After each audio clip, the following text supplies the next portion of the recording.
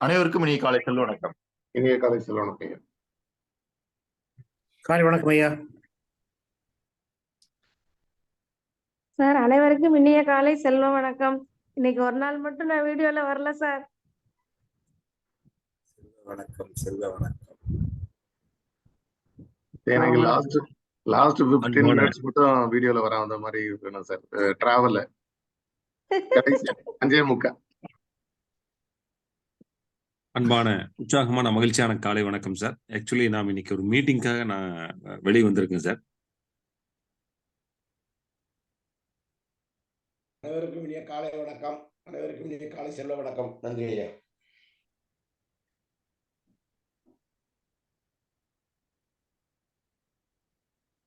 ஏன் நம்ம இது வரைக்கும் 10 நாட்களாக நம்ம பயிற்சியை பார்த்துட்டு வரோம்.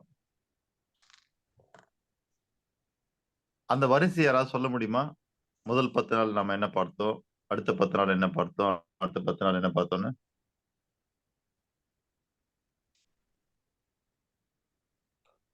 முதல் 10 நாள் நம்பிக்கை,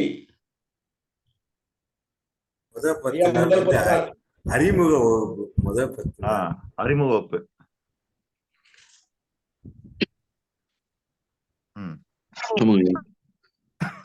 முதல் 10 நாள் அறிமுக வகுப்பு ஐயா. இரண்டாவது 10 நாள் நம்பிக்கை புலப்படுத்துங்கள். 3, 4, 10 நாட்கள் எண்ணிக்கையை பயன்படுத்துங்கள். அடுத்த 10வது நாள் 10 நாள் இப்ப இயற்கையை பார்த்துட்டு இருக்குங்க. இயற்கையை இணைத்திடுங்கள் பார்த்துட்டு. ஒரு சப்ஜெக்ட் கண்டென்ட் கேக்குறீங்களா ஐயா? டெய்லி இல்ல நான் கேட்கறது மொத்த வகுப்பு. முதல்ல பிரபஞ்சம் சொன்னீங்க ஐயா. முதல் 10 நாள்ல பிரபஞ்சத்தை பத்தி ஃபுல்லா சொன்னீங்க. இதோட தன்மைகள் சொன்னீங்க. நேரம், காலம், அது ஃபுல்லும் தன்மை சொன்னீங்க. அடுத்ததுல இருந்து நம்பிக்கை, எண்ணிக்கை, இயற்கை ஆரம்பிச்சு. இப்ப இயற்கையில இருக்கோம் நம்ம. ஐயா இது வரைக்கும் எத்தனை 10 நாள் முடிஞ்சிருக்குது? சார் 10 நாள் முடிஞ்சிருக்கு ஐயா. 7வது 10 நாள் போயிட்டு இருக்கு. 7வது 10 நாள் முடிய போகுது. அப்படின்னா நீங்க மொத்தம் 3 டைட்டில் தானே சொல்றீங்க? ஆமாங்க ஐயா. ஃபர்ஸ்ட் நம்ம எண்ணிக்கையை 2 10 நாள் பார்த்தோங்க ஐயா. ஒரு 10 நாள்ல போதுமான்னு கேட்டா அப்புறம் எல்லாரும் இல்ல எக்ஸ்டெண்ட் பண்ணலாம் அப்படின்னு கேட்டு சொன்னோம். எல்லாரும் சொன்னோம். சோ 2 10 நாள் போச்சு எண்ணிக்கை. இது வரைக்கும் எத்தனை 10 நாள் முடிய போகுது இதோட சேர்த்து? 7வது 10 நாள் முடிய போகுது. 7வது 10 நாள் இயற்கை. ஆமாங்க ஐயா. சரி. 6வது 10 நாள் எண்ணிக்கை. ஆமாங்க ஐயா. 5வது 10 நாள் எண்ணிக்கை. ஆமாங்க ஐயா.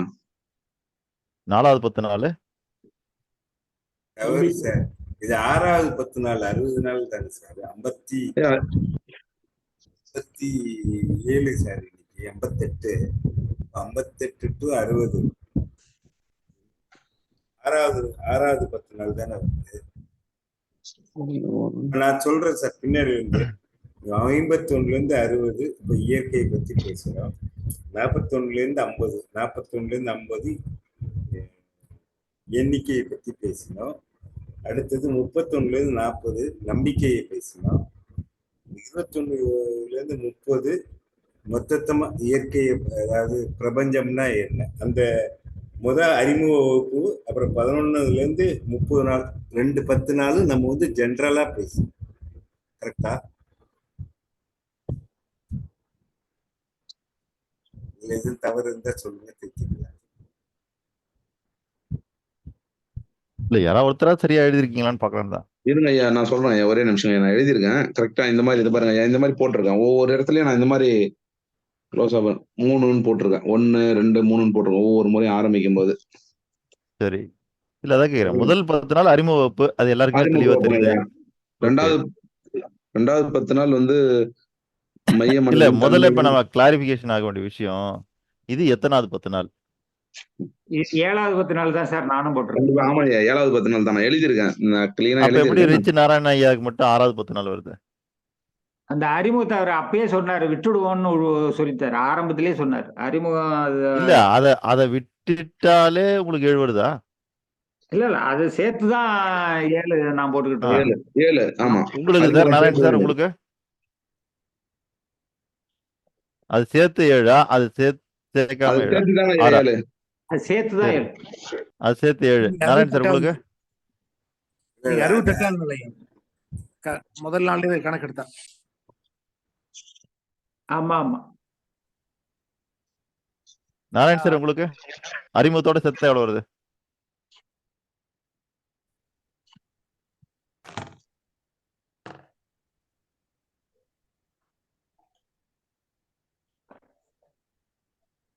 அறிமுக 10 நாள் நான் கணக்கு பண்ணல சார். அப்பயே சொன்னாரு சாரு, அது வேண்டாம் விடுங்கன்னு அப்ப சொன்ன ஞாபகம் இருக்கு. சரி ஓகே. நீங்க அறிமுகம் இல்லாம 6வது 10 நாள்னு சொல்றீங்க இது. 6வது 10 நாள் கரெக்ட். அப்போ எல்லாருடைய கணக்கு சரி. அப்ப 7வது 10 நாள் இது அறிமுகத்தோட ஏன்னா சேர்த்து. அறிமுகக்குள்ள ஜென்ரலா சொன்னதுனால நான் ஸ்பெசிபிக்கா அறிமுகப்புன்னு சொல்லிட்டேன். அது ஓகே.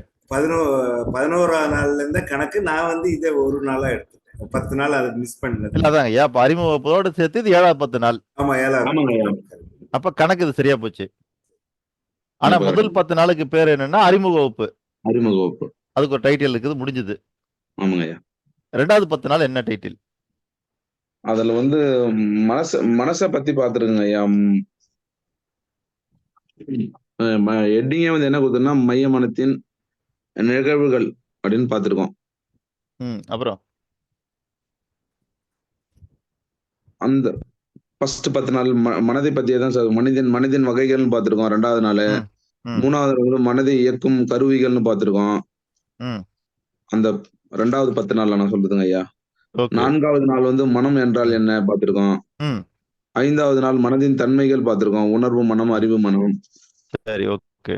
6வது நாள் மனதை கட்டுப்படுத்துதல், எப்படி பற்றுதல் பற்றிய கேள்வி, சாரி மனதை பற்றிய கேள்விகள்னு ஆரம்பிச்சிருக்கோம் ஹெட்டிங். சரி இன்னைக்கு 7வது நாள் ஹெட்டிங் எதுவும் போடலைங்க, அப்படியே கண்டினியூ ஆயிட்டு இருக்குது. 3வது 10 நாள்ல என்ன ஆரம்பிச்சிருக்கோம்?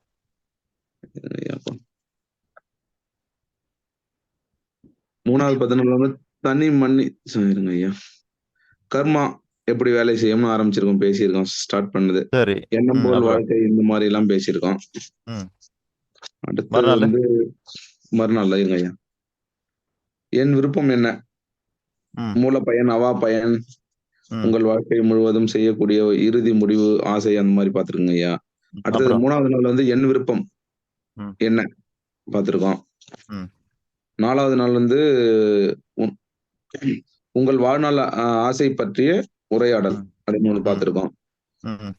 அதுல 5வது நாள் வந்து என் வாழ்க்கையின் நோக்கப்பணி, அதான் இது ஸ்டேட்மெண்ட் எழுத சொல்லியிருந்தீங்க அன்னைக்கு, வந்து அதை பத்தி எல்லாம் டிஸ்கஸ் பண்ணோம் 5வது நாள்.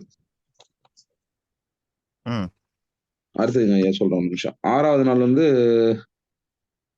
இதை பத்தி பேசணும் ஐயா, பொருளாதாரத்தை பத்தி நீங்க சொன்னீங்க. அதாவது 4 குவாட்ரண்ட் அதுல இருந்து ஸ்டார்ட் பண்ணது வந்து பாத்தீங்கன்னா சுயதொழில், self employee, self employment, business owners. அதான் பணம் நமக்காக வேலை செய்யும், நமக்காக நம்ம பணத்துக்காக வேலை செய்யக்கூடாது, பணம் நமக்காக வேலை செய்யணும்னு சொல்லி ஆரம்பிச்சு அதை பத்தி பார்த்திருக்கோம்.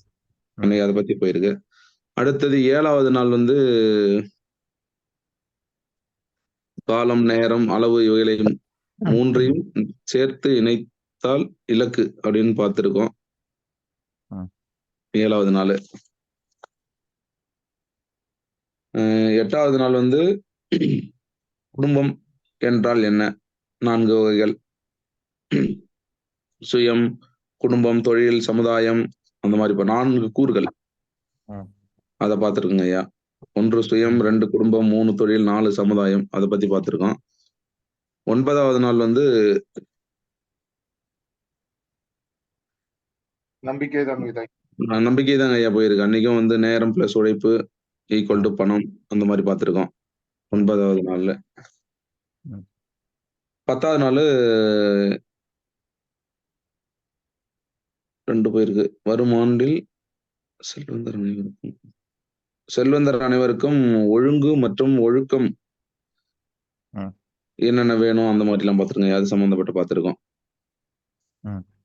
அப்புறம் 4வது 10 நாளுங்க ஐயா ஸ்டார்ட் ஆகுது. அடுத்தது பிரபஞ்சம் உருவான கதை, 4வது 10 நாள் ஆரம்பிச்சிருக்கோம். 10 நாள்ல 4வது 10 நாள்ல ஃபர்ஸ்டே வந்து பிரபஞ்சம் உருவான கதை பார்த்திருக்கோம் ஃபர்ஸ்ட் நாள். அதுல 2ஆம் நாள் வந்து பிரபஞ்சத்தை பத்தியே தான் பேசியிருக்கோம். திரும்ப நம்ம வந்து சூரியனுக்கும் மற்ற கோள்களுக்கு உள்ள தொடர்புகள்லாம் வந்து ஒரு வீடியோவா போட்டீங்க. இந்த புளூட்டோ கூட வந்து புளூட்டோ நம்ம பூமிக்கு பக்கத்துல ம். இருக்கிற கோள், அது வந்து நமக்கு ஓகே. நன்மைகள் செய்யுது அப்படின்லாம் பார்த்தோம். Okay sir. அடுத்த நாள் வந்து 23/12/2023 அன்னைக்கு சூட்சம பகுதின்னு ஒண்ணு பார்த்துருங்க ஐயா. சரி, ஓகே. சரிங்க. இப்ப என்னன்னா, நம்ம 7 நாள் வந்திருக்கோம் இல்லையா? ஆமாங்க ஐயா. ஒவ்வொரு 10 நாளுக்கும் ஒரு டைட்டில் இருக்குதா உங்ககிட்ட? அஹ் இல்ல அது கரெக்டா இல்லைங்க ஐயா. இல்ல இனிஷியல்ல இல்ல. சார் நான் சொல்றேன் ரைட்டான்னு பாருங்க சார். ம். 1 வந்து அறிமுகம் போட்டிருக்கேன், 2 மனதை பத்தி போட்டிருக்கேன், 3 நாளும் அது நம்பிக்கை பிரபஞ்சம், ம். 3 நாளும் 5, 6 எண்ணிக்கை, 7 இயற்கை, ம். பஞ்சபூதங்களை பத்தி போயிட்டு இருக்கு. அவர் ஒரு சரி, ஷார்ட் சரிங்க. ஒரு ஷார்ட். ஓகே. அதாவது 1 வந்து அறிமுக வகுப்பு. ம். 2 நாம எதை பத்தி பேசணும்னா, மனம். அதான் ஒட்டுமொத்தமான டைட்டில். ம். 3 எதுன்னு கேட்டீங்கன்னா, நோக்கம். ஐயா நம்பிக்கை. 2 சொல்ல முடியுமா ஐயா? சாரி, மன்னிக்கணும். 1 அறிமுக வகுப்பு, ஆமாங்க ஐயா. 2 மனம், மனம். ஓகேங்க ஐயா. 3 நோக்கம், 3 நோக்கம், 4 நம்பிக்கை, 5 எண்ணிக்கை, 6 எண்ணிக்கை, 7 இப்ப இயற்கை. 3 நம்பிக்கை. ஆ. சரி, 4. 3 வந்து நோக்கம். ஆமாங்க ஐயா, 3 நோக்கம், 4 நம்பிக்கை, 5 எண்ணிக்கை.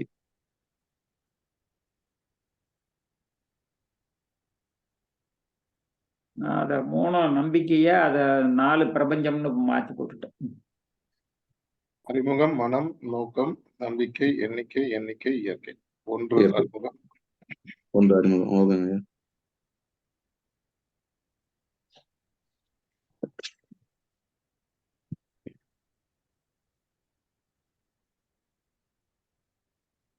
ஓகேங்க ஐயா. 6 தலைப்பு, 7வது கிளாஸ். ஆனா நான் இப்ப நம்பிக்கை எண்ணிக்கையில மட்டும் 2 10 நாள் 20 ஆமா days. ஐயா. ம். இது வரைக்கும் பார்த்துருக்குறோம். இப்போ ஆமா. அருணகிரியா ஒரு வீடியோ போட்டாங்க. முத்துக்குமார் வீடியோ. அற்புதமா ஓடுச்சு. அதுல எங்கெல்லாம் அவரு சொல்லாம விட்ட சில விஷயங்கள் எல்லாம் நிறுத்தி நிதானமா சொன்னாரு.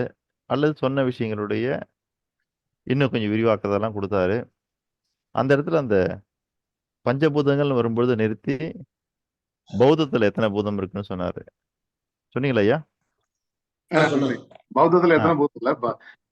பௌத்தத்துல எது அதான் அக்செப்ட் எத்தனை பூதம் வந்ததுன்னா நம்ம அதுல ஏத்துக்கிறோம்னு ஏத்துக்கிறோம் சார். சொன்னீங்க. அப்ப அந்த இடத்துல நம்ம கிளாஸ்ல இருக்கிற பூதத்தை ஏன் நம்ம சொல்ல மறக்கிறோம்? இல்ல போட்டாரு ஐயா இப்ப கீழே. என்ன சார்? ஐயா டைப்ல போட்டிருந்தாங்க 10. யார் போட்டது? ஐயா போட்டாங்க, மறந்துட்டேன் நான். அதுக்கப்புறம் தான் அதை பத்தி பேசினேன். ஏன்னா நம்ம கிளாஸ்ல இருக்கிறவங்கள தவிர வேற யாருக்கும் இந்த உலகத்துல 10 பூதம் இருக்கிறதாக தெரியாது. கண்டிப்பா தெரியும். சரிங்களா? அப்ப அந்த இடத்துல நிறுத்திட்டு அவர் 5 சொல்லியிருக்காரு. என்ன பௌத்தத்துல 4 நம்பப்படுகிறது. ஆனா நம்ம வகுப்புல வரவங்களுக்கு மட்டும் தான் 10 அப்படிங்கிறத நம்ம ஏன் சொல்ல மறுக்கிறோம்? மறுக்கிறோம்ன்றத மறந்துட்டோம். மன்னிக்கணும் ஐயா. இல்ல இது மன்னிக்கிறதுக்காக இல்ல. நான் உங்களுக்கெல்லாம் சொல்லக்கூடிய விஷயம் என்னங்களா, 5 மணிக்கு தான் நம்ம கிளாஸ். சரிங்களா? 4 மணிக்கு வந்தீங்க.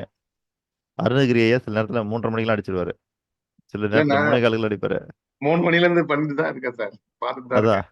நீ கொஞ்சம் வெளியே போறதுனால அந்த ஜாயின் பண்ண லேட் ஆச்சு. அப்போ அவர் என்ன பண்ணுவாருன்னா எனக்கு ஒரு ரிங் மட்டும் விடுவாரு. நானு ஜூம் ஆன் பண்ணிட்டு அதுக்கு பிறகு நான் என் வேலையை பார்த்துட்டு இருப்பேன். நான் வந்த உடனே அவர் கனெக்ட் ஆன உடனே அவரு கனெக்ட் ஆன உடனே ஜூம் கனெக்ட் ஆன உடனே ஒரு வீடியோ போட்டுருவாரு. யார் இருக்காங்களோ இல்லையோ. அந்த வீடியோ பார்த்தீங்கன்னா நானும் அவர் மட்டும் தான் இருப்போம். ஓடிட்டு கிடக்கும். அதுக்கு பிறகுதான் ஒருத்தரா வருவாங்க. சரி அதெல்லாம் ஓகே தான். இப்போ நீங்க வந்து 5 மணிக்கு கிளாஸ்னா 4 மணிலேருந்து நம்ம கிளாஸ் வச்சுக்கலாம் அப்படின்னு நீங்களா தான் முடிவு பண்ணீங்க. அதுக்கு நீங்க எடுத்துக்கிட்ட முடிவுன்னா ஏதாவது டிஸ்கஸ் பண்ணுவோம் அப்படின்னு. அதெல்லாம் சிறப்பு தான். எதை நோக்கி உங்களுடைய டிஸ்கஷன் போயிட்டு இருக்குது? யாராவது சொல்ல முடியுமா? அருணகிரியை தவிர.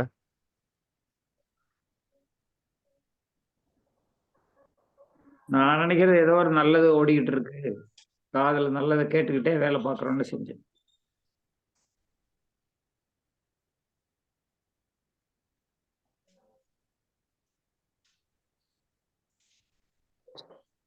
அன்பு சொல்லுங்க சார்.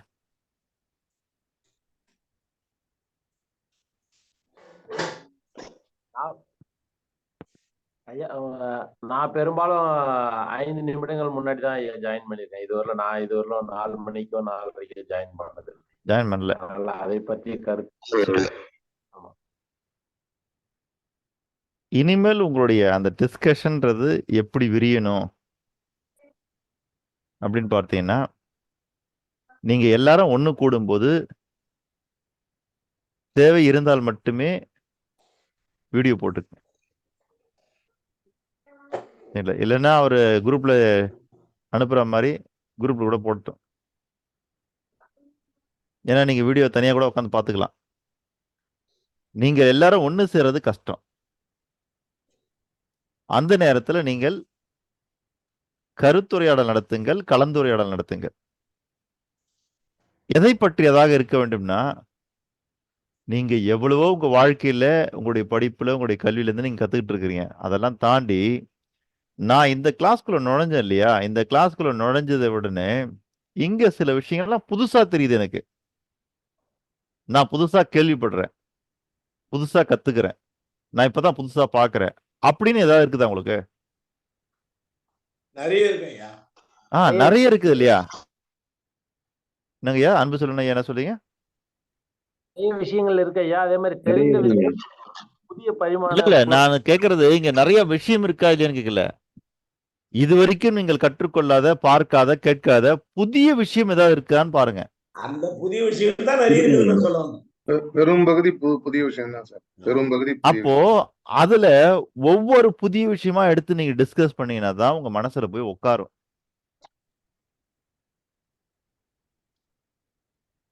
என்ன காரணம்னா அந்த புதிய விஷயத்தை பத்தி உலகத்துல வேற யாருமே உங்ககிட்ட பேச மாட்டாங்க. நான் ஒரு ஹிந்தி கிளாஸ்க்கு போறேன்னு வச்சுக்குவோம். எங்க வீட்டுல இருக்கிறவங்க எல்லாம் தமிழ் பேசக்கூடியவங்க, என்னுடைய ஃப்ரெண்ட்ஸ் எல்லாம் இங்கிலீஷ் பேசக்கூடியவங்க, இல்ல என் சொந்தக்காரங்களாம் தெலுங்கு பேசுறவங்க, என் ஆபீஸ் கொலீக்ஸ் எல்லாம் மலையாளம் பேசுறவங்கன்னா, நான் ஹிந்தி எங்க பேச முடியும்னா, ஹிந்தி கிளாஸ் யார் வராங்களோ அவங்க கூட மட்டும்தான் ஹிந்தி பேச முடியும். புரியுதுங்களா? அப்பதான் அந்த மொழி வளரும். நீங்க வந்து ஹிந்தி கிளாஸ்க்கு தான் போய் ஹிந்தி கத்துக்கணும்னு அவசியம் இல்லை. உங்களுக்கு கூட போய் ஒரு 2 வருஷம் டெல்லியில் விட்டு வந்தோம்னு வச்சுக்கங்க, 2 வருஷம் கழிச்சு நீங்க வரும்போது ஹிந்தி கத்துட்டு வந்திருப்பீங்க. என்ன காரணம்னா உங்களை சுத்தி இருக்கவங்க ஹிந்தி பேசுறவங்க. கண்டிப்பாங்க. சரிங்களா? முத்துக்குமார் ஆகட்டும், நான் ஆகட்டும், இல்ல அவர் போட்ட அந்த ஆஸ்ட்ராலஜி, அவங்க பேர் என்ன சார்? ஜீவிதா. ஜீவிதா. இந்த மாதிரி நாங்கெல்லாம் ஒரு சிலர்லாம் இருக்கிறோம் இல்லையா? நாங்கெல்லாம் பேசக்கூடிய ஒரு காமனான வார்த்தை என்னன்னா பிரபஞ்சம். ஓகேங்களா? அந்த பிரபஞ்சம்ன்ற வார்த்தை இருக்கு பாருங்க, அது பேசுறதுக்கான காரணம் வந்து நாங்கெல்லாம் ஏதோ ஒரு வகையில பிரபஞ்சத்தினுடைய ஒரு ஆசீர்வாதத்தினால நிறைய நேரங்கள் அதோட கனெக்ட் ஆக முடியுது. அதனால அதை பத்தி அடிக்கடி பேசுறோம் நாங்க. 2019க்கு முன்னாடி பிரபஞ்சம்னு ஒரு வார்த்தை தான் எனக்கு தெரியும்.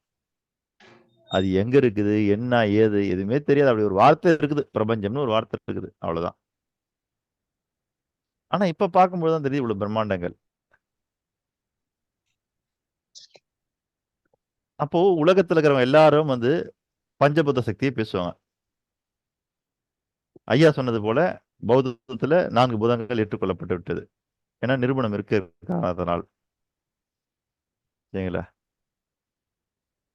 இதுக்கு நிரூபணம் இல்லை, அதனால அதை நம்ம ஏத்துக்கல. ஓகே. ஆனா அதுக்கும் நிரூபணம் இருக்கு. சரிங்களா?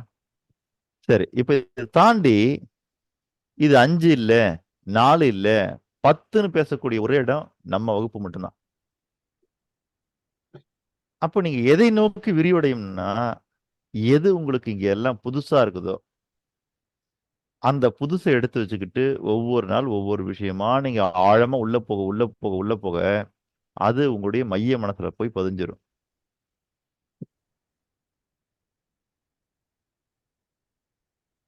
ஏதோ ஒரு வகையில நான் என்ன புதுசா தரணும், அந்த புதுசான விஷயங்கள்லாம் உங்களுக்குள்ள போய் உட்கார்ந்துருச்சுன்னா, ஆட்டோமேட்டிக்கா அதுக்கான ஃப்ரீக்வன்சி கிரியேட் ஆயிடும்.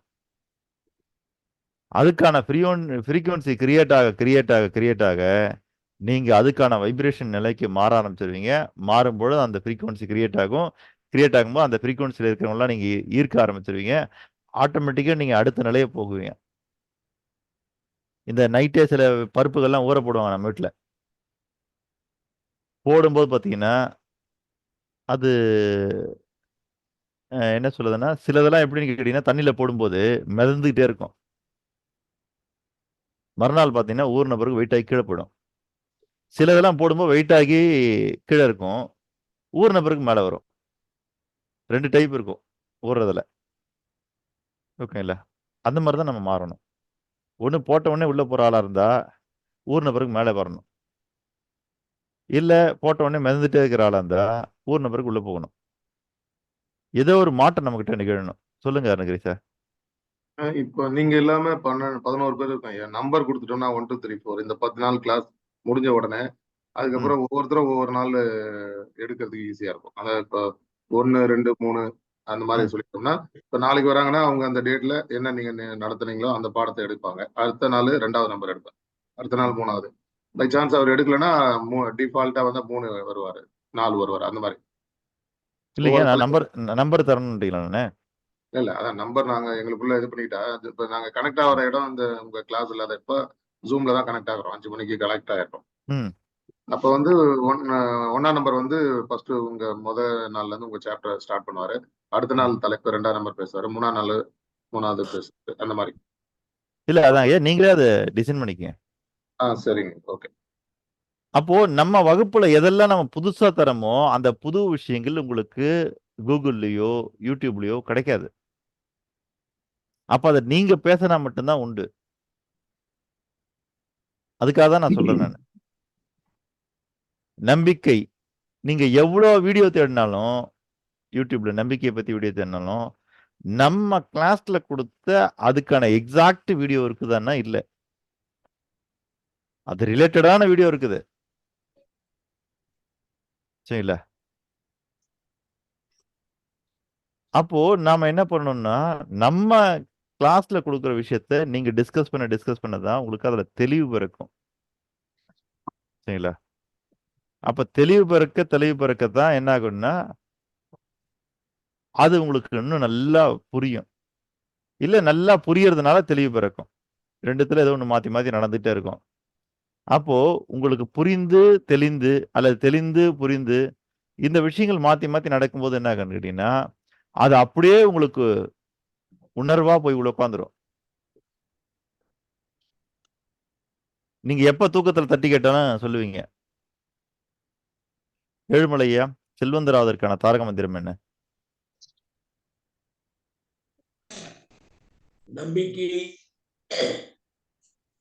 நம்பிக்கையை பலப்படுத்துங்கள். பார்க்காம சொல்ல முடியுதா? இல்லையா, பாக்குறேன். பார்க்கலையா? நம்பிக்கை, எண்ணிக்கை, இயற்கை. நம்பிக்கையை பலப்படுத்துங்க 1. 2வது எண்ணிக்கையை பயன்படுத்துங்கள். 3 இயற்கையை இணைந்திடுங்கள். இயற்கையை இணைத்துதுங்களா? இல்ல இயற்கையில இணைந்திருங்களா? இணைந்திருங்கள். இயற்கையில் இணைந்திருங்கள். ஆமா. அப்படியா சார்? கரெக்டா சார் சொல்றது? இயற்கையில் இணைந்திருங்களா?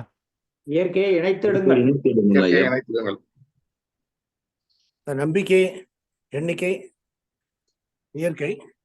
நம்பிக்கையை பலப்படுத்துங்கள், எண்ணிக்கையை பயன்படுத்துங்கள், இயற்கையை இணைத்திடுங்கள். அவ்வளவுதான். அப்ப ஏன் இன்னும் நமக்கு இது கிளியர் ஆகல? ஏன்னா இது நம்ம சொல்ற வரைக்கும் கேட்கற வரைக்கும் அதுக்கு பிறகு நம்ம இதை வேற எங்கேயுமே பயன்படுத்துறதும் இல்லை, பேசுறதும் இல்லை, சரிங்களா? டிஸ்கஸ் பண்றதும் கிடையாது.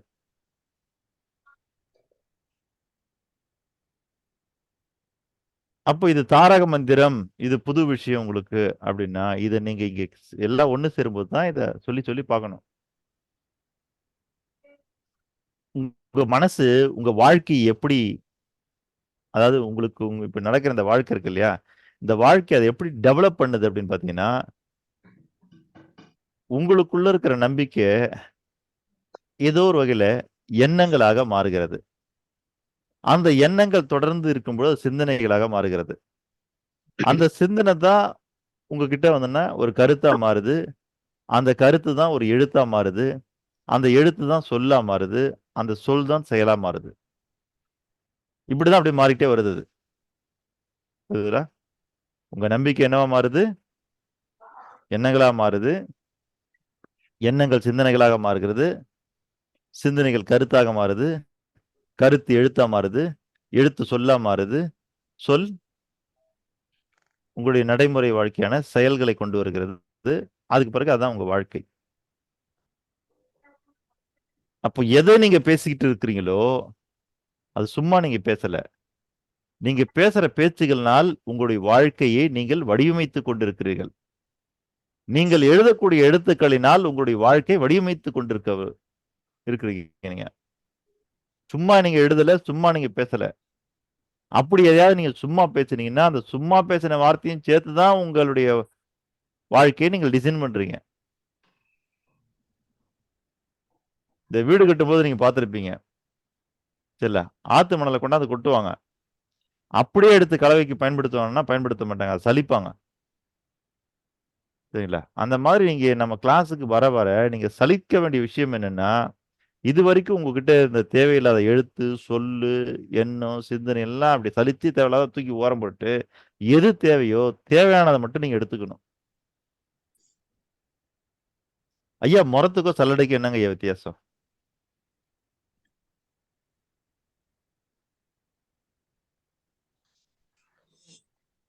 முறம் வந்து தேவையற்றதை வெளியே தள்ளும், ஜல்லடை தேவையற்றதை தங்க வைத்துக் கொள்ளும். சரிங்க, நாராயண சொல்லுங்க. அதாவது என்ன முறமும் இன்னொன்னு அரிப்பு இதா சல்லடை. ஜல்லடை வந்து எது நல்லதோ எது நம்ம யூஸ் பண்ணுவோமோ அதை வந்து வெளியில தள்ளும். தேவையில்லாத அந்த ஜல்லடை இதாயிரும். இன்னொன்னு வந்து என்ன சொன்னீங்க, மணலுக்கு அதே மாதிரிதான் தேவையானதை மட்டும். மணலுக்கெல்லாம் போல, நான் சொல்றது முறத்துக்கும் சல்லடைக்கும் என்ன வித்தியாசம்? முறத்துக்கு அதே மாதிரிதான். நீங்க எப்படி புடைக்கும் போது தேவையானதுதான் நிக்கும், தேவையில்லாத முன்னாடி வந்து அதை வெளியில எடுத்து போடுவாங்க. இல்ல அதான் ரெண்டுத்துக்கு இருக்கிற வித்தியாசம் ரொம்ப எளிமையானதுதான். முறம் என்ன பண்ணும்னா நமக்கு தேவையானதை தக்க வச்சுக்கிட்டு தேவையில்லாத வெளி திருடும். சரிங்களா? அதே சல்லடை என்ன பண்ணும்னா தேவையில்லாதெல்லாம் நிக்க வச்சுக்கிட்டு தேவையில்லாதெல்லாம் வெளி திருடும். இது தேவையானதை வெளி திருடும். மாத்தி அதுக்கு ஆப்போசிட் இது பண்ணுது. பன்னாடை சொல்லுவாங்கல்ல, ஊர்ல பன்னாடை சொல்லுவாங்கல்ல, அந்த பனைமரத்துல இருந்து பனங்கல்ல இறக்கி அதான் நீ பில்டர் அதான் உண்மையான விட்டுடும். சார், இதுக்கு ஒரு வார்த்தை இருக்கு. முறம் கொளிக்கும், சல்லடை சலிக்கும். கொளிச்சு எடுக்கிறது. அதான் ஐயா, அப்ப மொத்தத்துல பாத்தீங்கன்னா நீங்கள் வந்து இனிமேல் வாழ்க்கையில முறமா இருக்க போறீங்களா இல்ல சல்லடையா இருக்க போறீங்களான்றது நீங்க முடிவு பண்ணீங்க.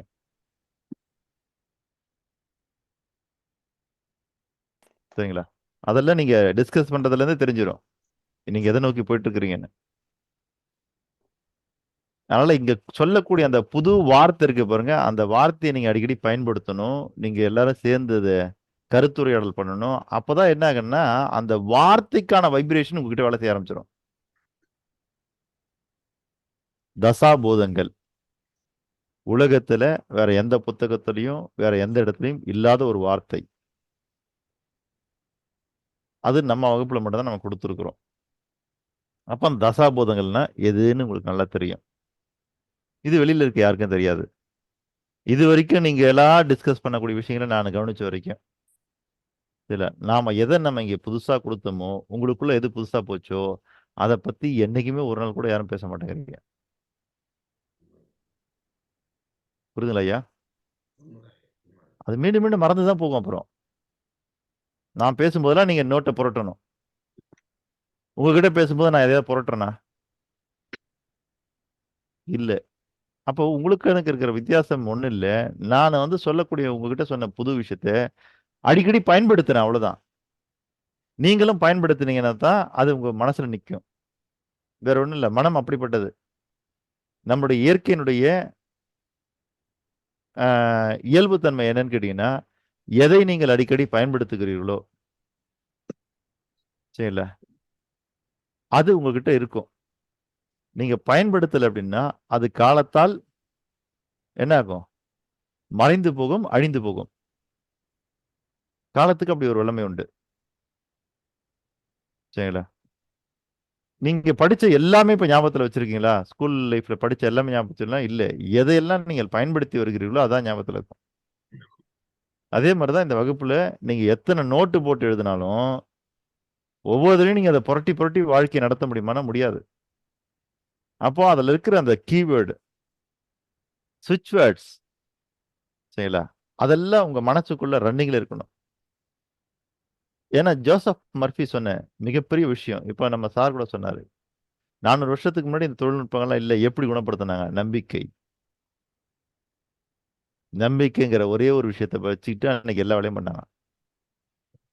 ஆனா ஜோசப் மர்ஃபி சொல்லக்கூடிய மிகப்பெரிய அந்த ஆழ்மனதனுடைய ஆற்றல், அத நீங்க எடுத்துக்கணும்னா, அதுக்கு இருக்கக்கூடிய 2 மெத்தட் என்னன்னு கேட்டீங்கன்னா, 1 இல்ல. நீங்க உங்களுக்குள்ளே கொடுக்கக்கூடிய சரிங்களா? சுய கட்டளை. இன்னொன்று என்னன்னா, அ என்னது? சஜஷனுக்கு என்ன சார் சொல்லுது தமிழ்ல? பரிந்துரை பரிந்துரை அறிவுரை அறிவுரை பரிந்துரை சரி. பரிந்துரை பரிந்துரை. அறிவுரை அறிவுரை இல்ல அறிவுரை வேற. பரிந்துரை தான். பரிந்துரை.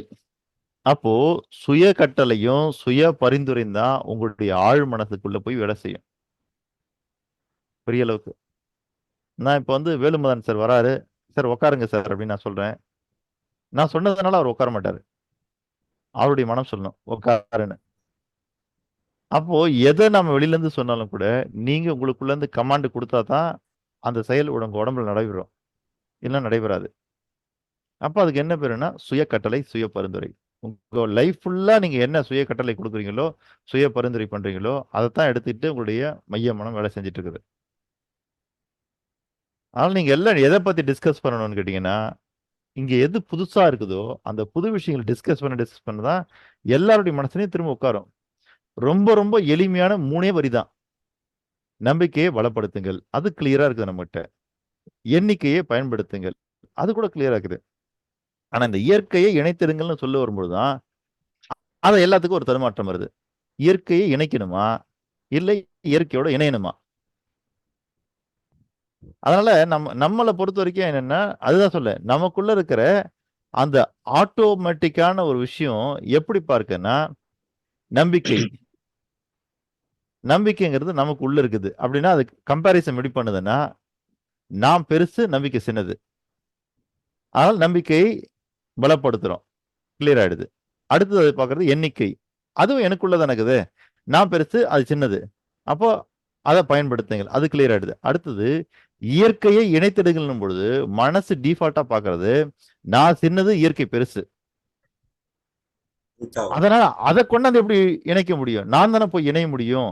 அப்படிங்கிறனால தான் அது ஆட்டோமேட்டிக்காவே அந்த இடத்துல நமக்கு குழப்பம் ஏற்படுத்து, இயற்கையோட இணைந்திடுங்கள்னு நம்ம சொல்றோம்.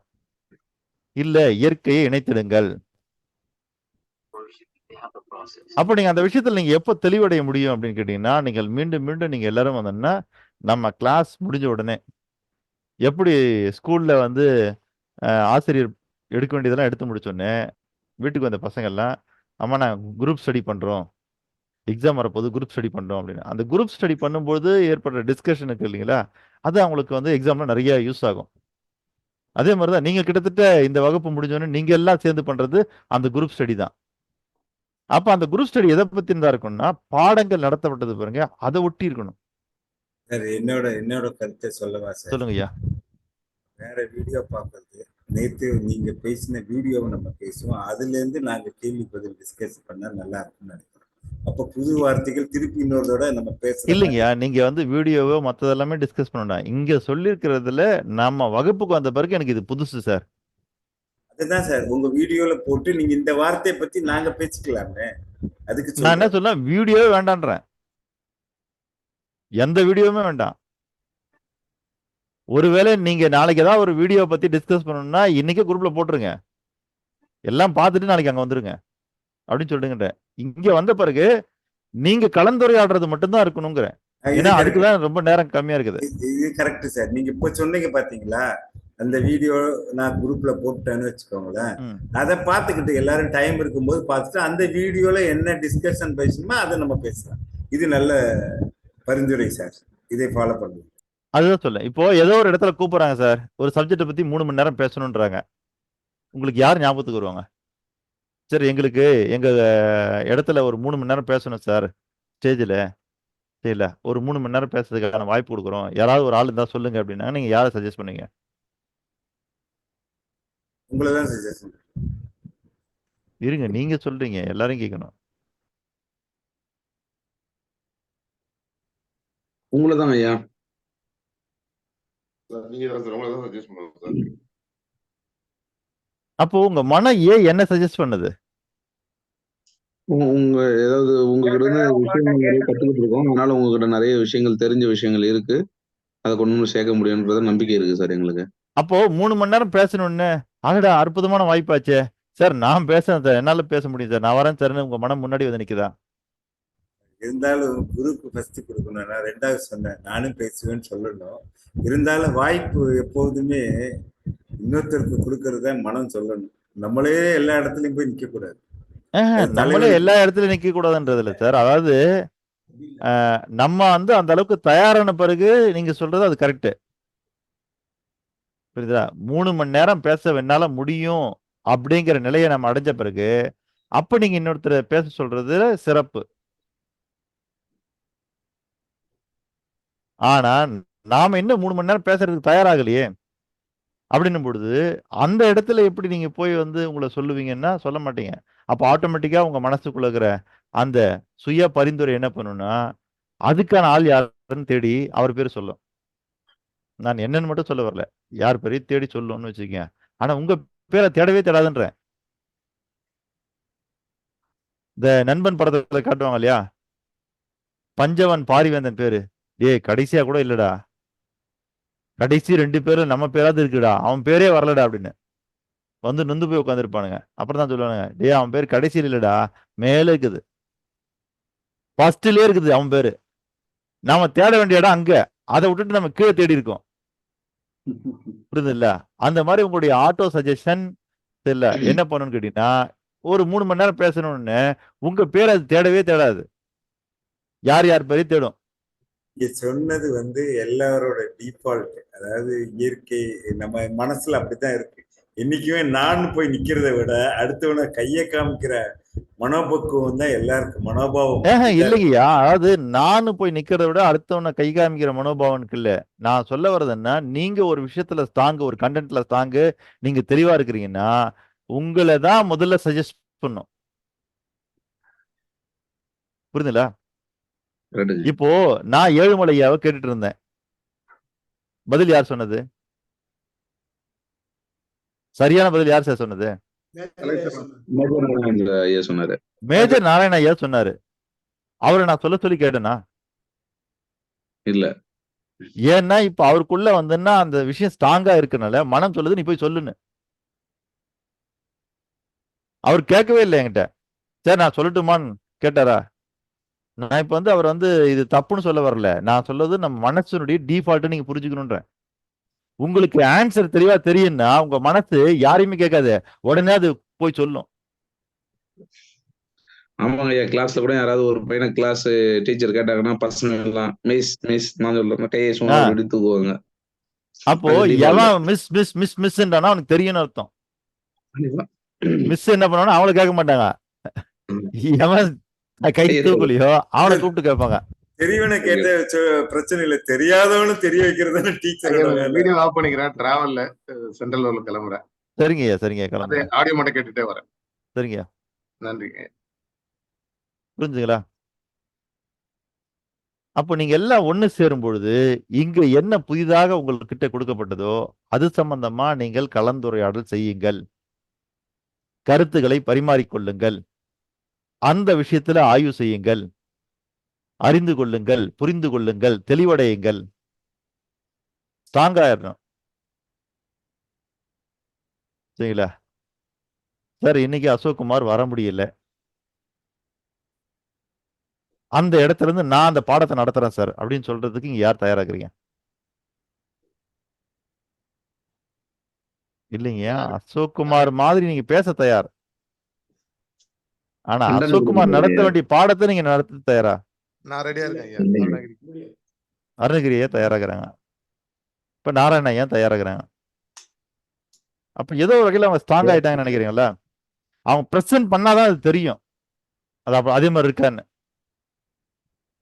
அப்போ இந்த இடத்துல நீங்கள் செல்வந்தராக வேண்டும் என்றால் நீங்கள் 3 ஆற்றலை உங்கள் வாழ்க்கையில் பயன்படுத்த வேண்டும். அந்த 3 ஆற்றல் என்ன? சொல்லாற்றல், செயலாற்றல், எழுத்தாற்றல். சாரி, மாத்தி சொல்றீங்க ஆர்டர். 1 சொல்லாற்றல், 2 எழுத்தாற்றல், 3 செயலாற்றல். சரி, ஓகே. சரியா ஐயா? சரி, அவ்வளவுதான். ஆனா எப்படி ஆர்டர் அது? 1 எழுத்தாற்றலுங்க ஐயாப்பா. இல்ல, இந்த ஆர்டரை மறக்காம இருக்கணும்னா ரொம்ப சிம்பிள். முத்தமிழை ஞாபகம் வச்சுக்கங்க. முத்தமிழ் எப்படி சொல்லுவீங்க? இயல் இசை நாடகம். இயல் இசை நாடகம், அவ்வளவுதான். 1 இயல், 2 இசை, 3 நாடகம். அப்ப இயல்னா எழுத்தாற்றல், எழுத்தாற்றல், இசைனா சொல்லாற்றல், இல்ல நாடகம்னா செயலாற்றல். இந்த ஆர்டர் எப்பயுமே ஞாபகம் வச்சுங்க. 1 எழுத்தாற்றல், 2 சொல்லாற்றல், 3 செயலாற்றல். இந்த 3 ஆற்றல்களும் நீங்க உங்க கையில வரணும் சார். சில செல்வந்தனாருக்கு ரொம்ப முக்கியமான விஷயம் அது. ஏழைகளுக்கும் செல்வந்தனுக்கும் உள்ள மிகப்பெரிய விஷயம் என்னன்னா, அவன் பேச்சு அவனே கேட்காம இருக்கிறவன் தான் ஏழை. அவன் பேச்சு அவனே கேட்க மாட்டான், அவன் மனசு கேட்காது. சரிங்களா? ஆனா செல்வந்தனா ஆகிறான் பாருங்க, அவனுக்கு இருக்கிற வித்தியாசம் என்னன்னா, அவன் பேச்சு அவன் கேட்பான். என்ன பேச்சு அப்படின்னு கேட்டீங்கன்னா, ஏழை தன்னைத்தானே நினைத்துக் கொள்வது. சரிங்களா? உனக்கு நல்லது நடக்குதான்னு சொன்னா அவன் நம்ப மாட்டான். நீங்களே சொல்லிட்டா கூட நம்ப மாட்டான். பணக்காரனுக்கு இருக்கிற பெரிய விஷயமே என்னதுங்களா, நாளை நாம் பணக்காரன் ஆக முடியும்னு அவன் சொன்னா அவன் மனம் கேட்கும். ஆமா ஆவேன் அப்படின்னு. இவன் அதெல்லாம் கிடையாது, நான் இப்படியே தரப்ப எப்படி பணம் வரணும், எப்படி பணக்காரன் ஆக முடியும் அப்படின்னு உடனே அந்த மனசு பதில் சொல்லும். நான் ஒன்னும் அடுத்த மாதிரி ஏமாத்திட்டு ஒன்னும் வாழல, நான் ஒன்னும் அடுத்த மாதிரி ஊரை ஏமாத்தி ஒன்னும் சம்பாதிக்கல, நான் நேர்மையா சம்பாதிக்கிறேன், நியாயமா சம்பாதிக்கிறேன். அப்ப இந்த வாழ்க்கை தான் கிடைக்கும். அப்போ பணக்காரனாகனா அடுத்தவனை ஏமாத்தணும், பொய் சொல்லணும், சரிங்களா, ஏதோ தில்லுமுள்ளெல்லாம் பண்ணணும்னு நம்ம நினைச்சிட்டு இருக்கிறோம். அது இல்லைங்கிறது எப்ப நமக்கு புரியுதோ அப்பதான் அந்த மனசு அதை ஏத்துக்கும். அதனால இந்த 3 ஆற்றல்கள் ஐயா, இதை மறக்கக்கூடாது நீங்க. 1 எழுத்தாற்றல், 2 சொல்லாற்றல், 3 செயலாற்றல். ஓகேவா? இப்போ நான் சொல்றதெல்லாம் நீங்க எழுதுறீங்க. ஆனா எப்படி எழுதுன்னு நான் இது வரைக்கும் பார்த்ததில்ல. அப்போ நீங்க நான் சொல்லக்கூடியதெல்லாம் நீங்க எழுதும்போது அதுல ஸ்பெல்லிங் மிஸ்டேக் வருதா? வேலுமதன் சார் நிறைய விஷயங்களை இங்கிலீஷ்ல எழுதுறீங்க. ஓகேவா? நான் தமிழ்ல தான் சொல்றேன், எனக்கு தமிழ் தான் தெரியும். அப்ப நான் எதுல ஸ்ட்ராங்னா தமிழ்ல ஸ்ட்ராங். நீங்க இங்கிலீஷ்ல எழுதினா சரியா தப்பான்னு கூட எனக்கு தெரியாது. ரெண்டுமே தப்பா தான் எழுதுவாங்க, ரெண்டுலயும் கரெக்டா எழுத இல்ல மாட்டேன். சொல்றேன். அப்போ உங்களுக்கு அந்த ஸ்பெல்லிங் மிஸ்டேக் வருது அப்படின்னா என்ன அர்த்தம்னு கேட்டீங்கன்னா, நீங்க அதுல ஸ்ட்ராங் ஆகணும்னு அர்த்தம். ஸ்ட்ராங்கா இல்லைன்னு அர்த்தம். ஸ்ட்ராங் ஆகணும். ஓகே, சரிங்களா? ஏன்னா உங்களுக்கு எதெல்லாம் ஸ்பெல்லிங் மிஸ்டேக் வருதோ அந்த மிஸ்டேக் உங்க வாழ்க்கையில நடக்கும். புரியுதுல?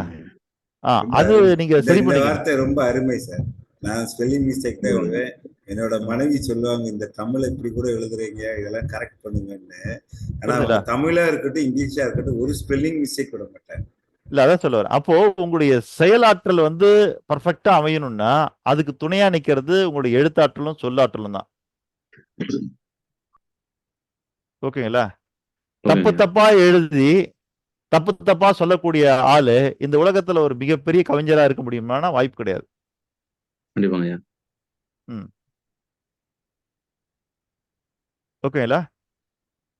அப்போ நீங்க எழுதுற எழுத்துல ஸ்பெல்லிங் மிஸ்டேக்லாம் இல்லாம, 2வது வார்த்தைகளுடைய அர்த்தம் புரிந்துதான் நீங்கள் எழுதுகிறீர்களா?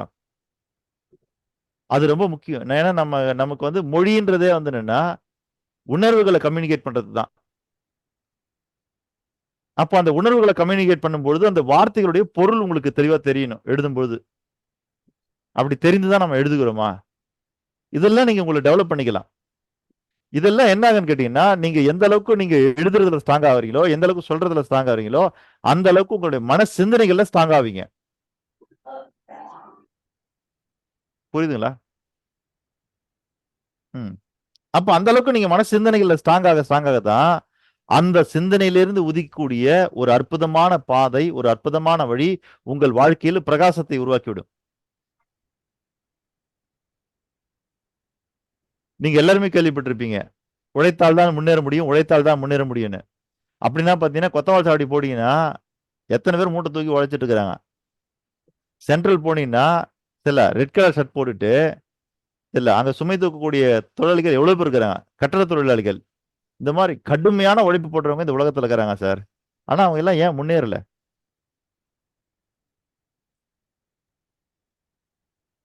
அவங்க சிந்தனைகள் எப்போதுமே ஏழையாவே இல்லைங்கய்யா, உழைச்சால் தான் முன்னேற முடியும்னும் பொழுது ஏன் அவங்க எல்லாம் உழைக்கிறாங்க, ஏன் முன்னேறல? உழைச்சாலும் சிந்தனை வந்து அடுத்த அவரோட கட்டத்தை எண்ணங்களும் யோசிக்கணும். சிந்தனையும் எனக்கு இதுதான் வாய்த்தது என்று இருக்கிறாங்க. என்னங்க ஐயா?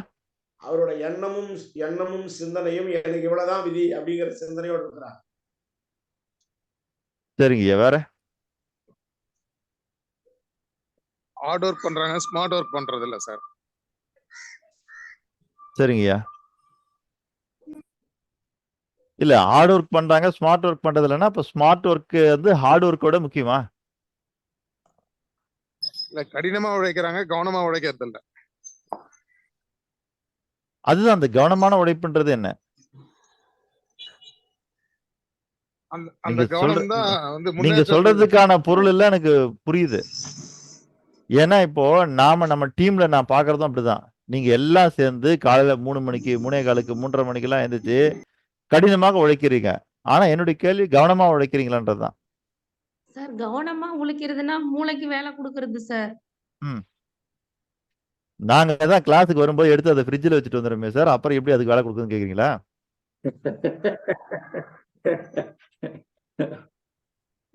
அதாவது சொல்லுவாங்க, நிறைய பேசி எல்லாத்தையும் குழப்புறதை விட குறைய பேசி சிந்தனையா பேசி புரியற மாதிரி பேசுறது பெட்டர். அதுதான் நீங்க சொல்ற வாருங்க. இல்ல சார், உழைத்தால் தான் முன்னேற முடியும்னு சொல்றதுக்கான காரணம் என்னன்றத நான் கிட்டத்தட்ட 2 வருஷமா பண்ண ஆராய்ச்சியினுடைய முடிவு எனக்கு கிடைச்சது என்னதுங்களா, உழைக்கிறதுனாலலாம் மனுஷன் முன்னேறவே மாட்டான். ஆனால் அங்க ஒரு விஷயம் நடக்குது. அமிர்தம் நம்ம சொல்ல முடியல, அது எங்க இருந்து சார் கிடைச்சது? அது கதையா கூட இருக்கட்டும், கதையில எங்க இருந்து கிடைக்குது? கடல்ல இருந்து கிடைச்சது. எந்த கடல்ல? பார்க்கடல். பார்க்கடல்ல என்ன பண்ணா அது கிடைச்சது? கடைஞ்சாங்க அமிர்தம் மட்டும் தான் கிடைச்சதா? விஷமா இருந்துச்சுங்க. லட்சுமி வந்தாங்க, வேற என்ன கிடைச்சது? நிறைய ஐட்டம் வந்தது. அமிர்தம் கிடைச்சது. ஆனா மலைய போட்டு கோவர்தனகிரிய தூக்கி போட்டு பாம்பை சுத்தி, என்ன பாம்பு அது?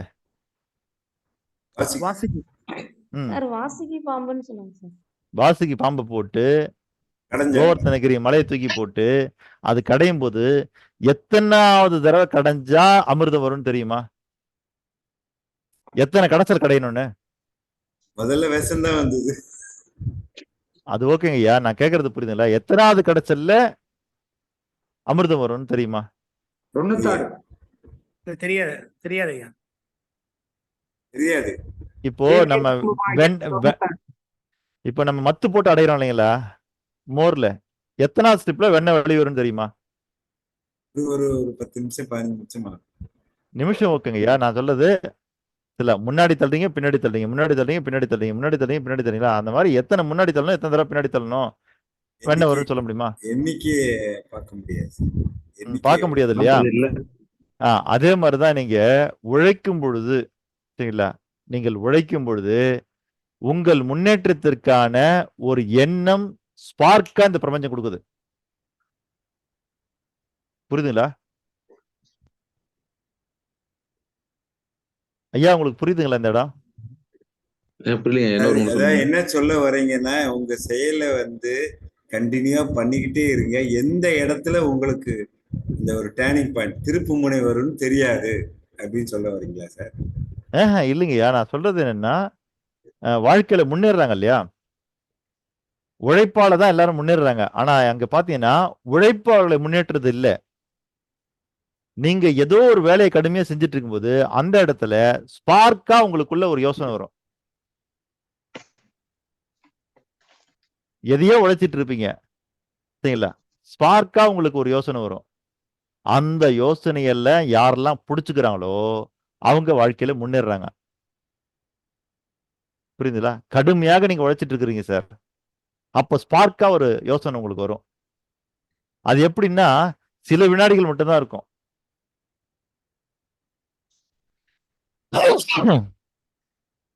அதனாலதான் நம்முடைய வகுப்புல நம்ம கலைச்செல்வன் ஐயா கிட்ட கேட்டீங்கன்னா தெரியும், நாம சொல்லிக் கொடுத்த ஒரு பயிற்சி என்னதுங்களா, உங்க பாக்கெட்ல எப்பயுமே ஒரு குறிப்பு புத்தகம் இருக்கட்டும்னு. நீங்க ஏதோ ஒரு வேலை செஞ்சுட்டு இருப்பீங்க, உங்களுக்குள்ள எப்பப்பெல்லாம் அந்த ஸ்பார்க்கான யோசனை வருதோ அதெல்லாம் எழுதுவீங்கன்னு.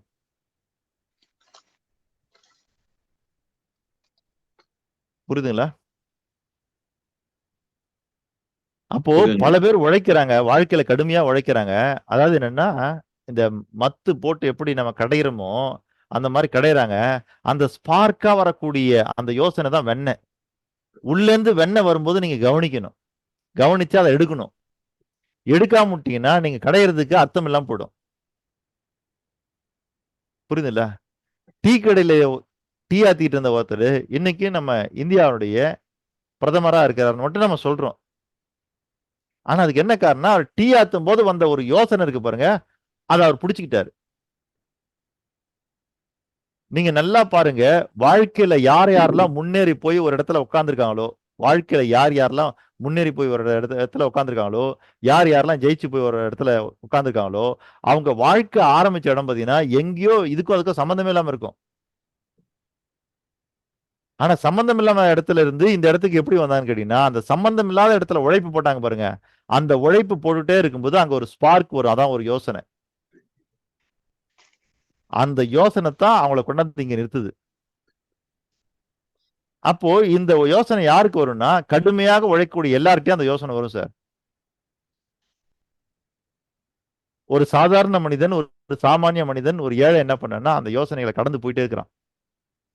அவன் அந்த யோசனை பெருசு பண்றது இல்ல, அதை ஒரு பெருசா மதிக்கிறது இல்ல. அவன் அவனுக்குள்ள அந்த ஸ்பார்க் வந்திருக்கும், சரிங்களா?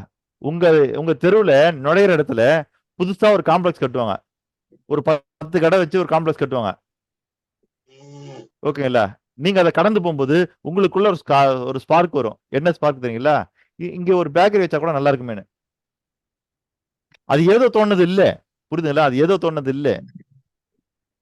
ஆனா நாம என்ன பண்ணணும்னா அதை கடந்து போயிடுவோம். கடந்து போன பிறகு அந்த கடையெல்லாம் திறந்த பிறகு அதுல ஒரு பேக்கரி இருக்கும். அப்ப நம்ம ஃப்ரெண்ட்ஸுங்க கிட்டயோ மத்தவங்க கிட்டயோ சொல்லுவோம், இந்த கடை கட்டும் போதே நான் அதான்டா யோசிச்சேன், அங்க ஒரு பேக்கரி வச்சா நல்லா இருக்கும்னு. நீங்க வைக்கல, இன்னொருத்தன் வச்சிருப்பான். புரியுதுங்களா? நாம என்ன பண்ணோம், இந்த மாதிரி நம்ம கடுமையா உழைச்சிட்டே இருக்கும் போதெல்லாம் நமக்கு இந்த பிரபஞ்சம் நமக்கு முன்னேறுவதற்கான ஒரு வாய்ப்பை யோசனையாக கொடுக்கின்றது. அப்படி பிடிச்சுக்கிட்ட அந்த யோசனை தான் இன்னைக்கு செல்வந்த கலையாக உங்ககிட்ட இந்த பயிற்சியாக நடந்து கொண்டிருக்கிறது. சார் அதே யோசனை திருப்பி வருமா சார்? வராது இல்லை, வர்றதுக்கு வாய்ப்புகள் குறைவு. அதெல்லாம் சொல்லுவாங்க, வாய்ப்பை தவற விடக்கூடாது, வாய்ப்பை தவற விட்டால் திருப்பி கிடைக்காதுன்னு சொல்றது அதுதான் அந்த யோசனை தான். நீங்க அந்த யோசனை தான். அப்போ கடுமையாக உழைச்சிக்கிட்டே இருக்கும்போது நீங்க கையில என்ன பண்ணா ஒரு குறிப்பு புத்தகம் வச்சுக்கிட்டே இருக்கணும், சரிங்களா? என்னென்னலாம் யோசனை வருதோ எழுதிக்கிட்டே இருக்கணும். எழுதுனீங்கன்னா அதுல ஏதாவது ஒரு யோசனை உங்களை திரும்ப, ஏன்னா எழுதிட்டீங்க இல்லையா? நீங்க எப்போ யோசனை மறையறதுக்குள்ள எழுதுறீங்களோ அப்ப என்ன ஆகுன்னா அந்த மனசுக்கு திரும்ப அந்த யோசனையை அடையாளப்படுத்த முடியும். எழுதலாம் என்ன ஆகுன்னு கேட்டீங்கன்னா அதனால திரும்ப அடையாளப்படுத்த முடியாது, அது பார்த்து கடந்து போயிட்டே இருக்கும். நீங்க நினைச்சிருப்பீங்க இங்க ஒரு டீ கடை வைக்கலாம், இங்க ஒரு பேக்கரி வைக்கலாம் அப்படின்னு. ஏதோ ஒரு யோசனை உங்களுக்கு வரும் சரிங்களா. உங்க ஆபீஸ்ல கூட ஏதோ ஒண்ணு செய்யலாம்னு நீங்க ஆசைப்பட்டிருப்பீங்க. ஒரு பூந்தொட்டி இருக்குன்னு வச்சுங்க, இந்த பூந்தொட்டி இங்க ஏன் இருக்குது, இந்த பக்கம் இருந்தா நல்லா இருக்குமே நினைச்சிட்டே இருப்பீங்க. என்னைக்கோ ஒரு நாள் உங்களுடைய ரீஜனல் மேனேஜர் உள்ள வரும்போது தான் வைப்பாரு. சரிங்களா, அவர் அன்னைக்குதான் வராருன்னு சொல்லிட்டு பாப்பாரு. அவரு இந்த பூந்தொட்டி இங்க வைங்களேன் அப்படின்னு. உடனே நாம நினைப்போம், அடடா இத்தனை நாள் நம்ம அதானே நினைச்சிட்டு இருந்தோம், இங்க வச்சிருக்கலாமே அப்படின்னு. இதுதான் சார் நானும் சொல்லணும்னு நினைச்சிட்டே இருந்தேன், இதைத்தான் சார் நானும் செய்யணும்னு நினைச்சிட்டே இருந்தேன்னு. இதை நம்ம பல இடங்கள்ல இந்த வார்த்தையை பயன்படுத்துறோம். புரியுதுல்ல. எங்கேயாவது ஆன்சர் கேட்டா கூட நாம சொல்றது இல்ல, ஆனா யாராவது சொன்ன பிறகு சார் இந்த ஆன்சர் எனக்கு தெரியும் சார், இதான் சார் நானும் நினைச்சேன் அப்படின்னுவாங்க. அப்ப அதை எக்ஸிக்யூட் பண்ற மண்ணா இல்ல. அதுதான் சார் அது தயக்கம். நீங்க சொல்ற ஸ்பார்க்க வந்து நம்ம அந்த இடத்துல யோசிக்கிற அப்புறம் விட்டுறோம். அந்த ஒரு தயக்கத்துலதான் அதை ஃபாலோ பண்ண மாட்டேங்கிறேன்னு நினைக்கிறேன். நான் இல்லைங்க, நினைச்சிருக்கேன் இல்ல அதுதான் ஐயா, அது ஸ்பார்க்கா வந்து போயிடும். அது அதுக்காக நீங்க என்ன பண்ணணும்னா ஒரு குறிப்பு புத்தகம் கையில எப்பவுமே வச்சிருக்கணும். இந்த மாதிரி ஏதாவது ஸ்பார்க் வந்துச்சுன்னா, ஏதாவது ஐடியாஸ் வந்துச்சுன்னா முதல்ல எழுதுங்கன்னு. நான் இன்னும் உங்களுக்கு அந்த இடத்துக்கு போகாதனால உங்களுக்கு அது தெரியல இன்னும். இப்போ வெறும் நம்பிக்கை, எண்ணிக்கை, இயற்கை மட்டும் தான் பேசிட்டு இருக்கிறோம். இன்னைக்கு கிட்டத்தட்ட இந்த பாடத்திட்டமே இதுல முடிய போகுது. இருந்தாலும் உங்களுக்கு இன்னைக்கு கொடுக்க வேண்டிய சப்ஜெக்ட் நான் கொடுத்துருவேன். மணி 6 போகுது.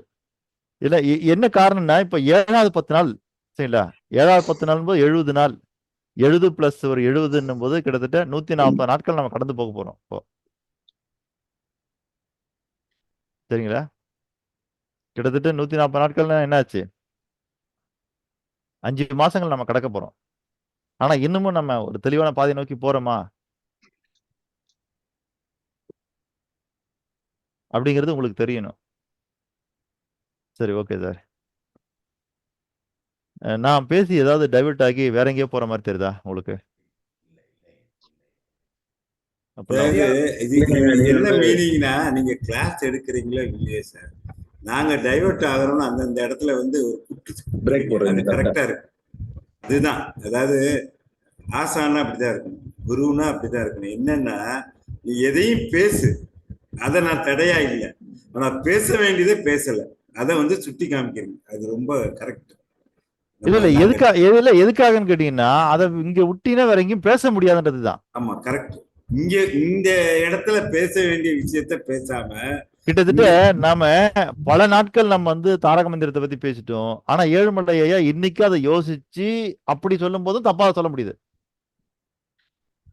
அப்ப இன்னும் அது போய் உள்ள உட்காரல, டிஃபால்ட்டா உட்காரல. காரணம் என்ன, அதனுடைய பயன்பாடு குறைவா இருக்குது அவர்கிட்ட, அவ்வளவுதான். இந்த கிளாஸ்ல இந்த நோட்டை மூடி வச்சுட்டு போயிட்டாருன்னா, வீட்டுல போயிட்டு சமைக்கிற அம்மா கிட்ட போயிட்டு, உனக்கு தாரக மந்திரம் தெரியுமா,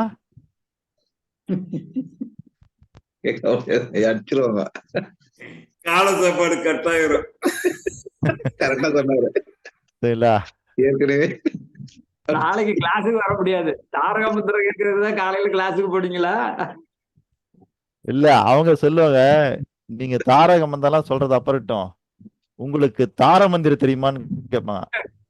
இந்தாங்க வாங்கிங்க தார மந்திரம்னு சொல்லிட்டு அவங்க தாரம் கொடுக்குற ஒரு மந்திரத்தை கொடுத்தான்னு வச்சுங்க, அந்த கண் இருக்கு பாருங்க, அதனால நம்மளை பாக்குறதுக்கு 2-3 நாள் ஆகும், அப்படி வீங்கிடும்.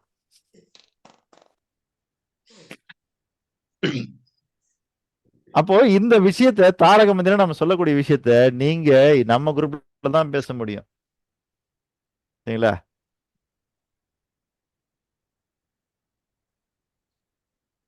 திலகமாமா இருக்கிறாங்க, இன்னைக்கு வீடியோல வரல, வந்திருந்தானே அவளை வச்சு நான் பேசியிருப்பேன். நான்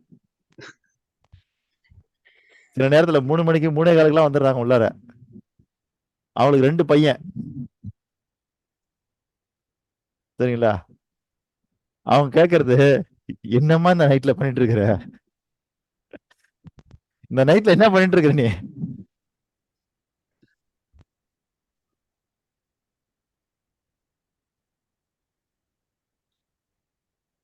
அப்ப நம்ம இவ்வளவு காலையில எந்திரிக்கிறோம், மத்தவங்களோட முன்னாடி எந்திரிக்கிறோம், சரிங்களா, இந்த நிகழ்ச்சி எல்லாம் கலந்துக்கிறோம், பயிற்சி எல்லாம் எடுத்துக்கிறோம். ஆனா மற்றவர்களை காட்டிலும் நம்ம அதிக ப்ரொடக்டிவிட்டியா இருக்கிறோமா?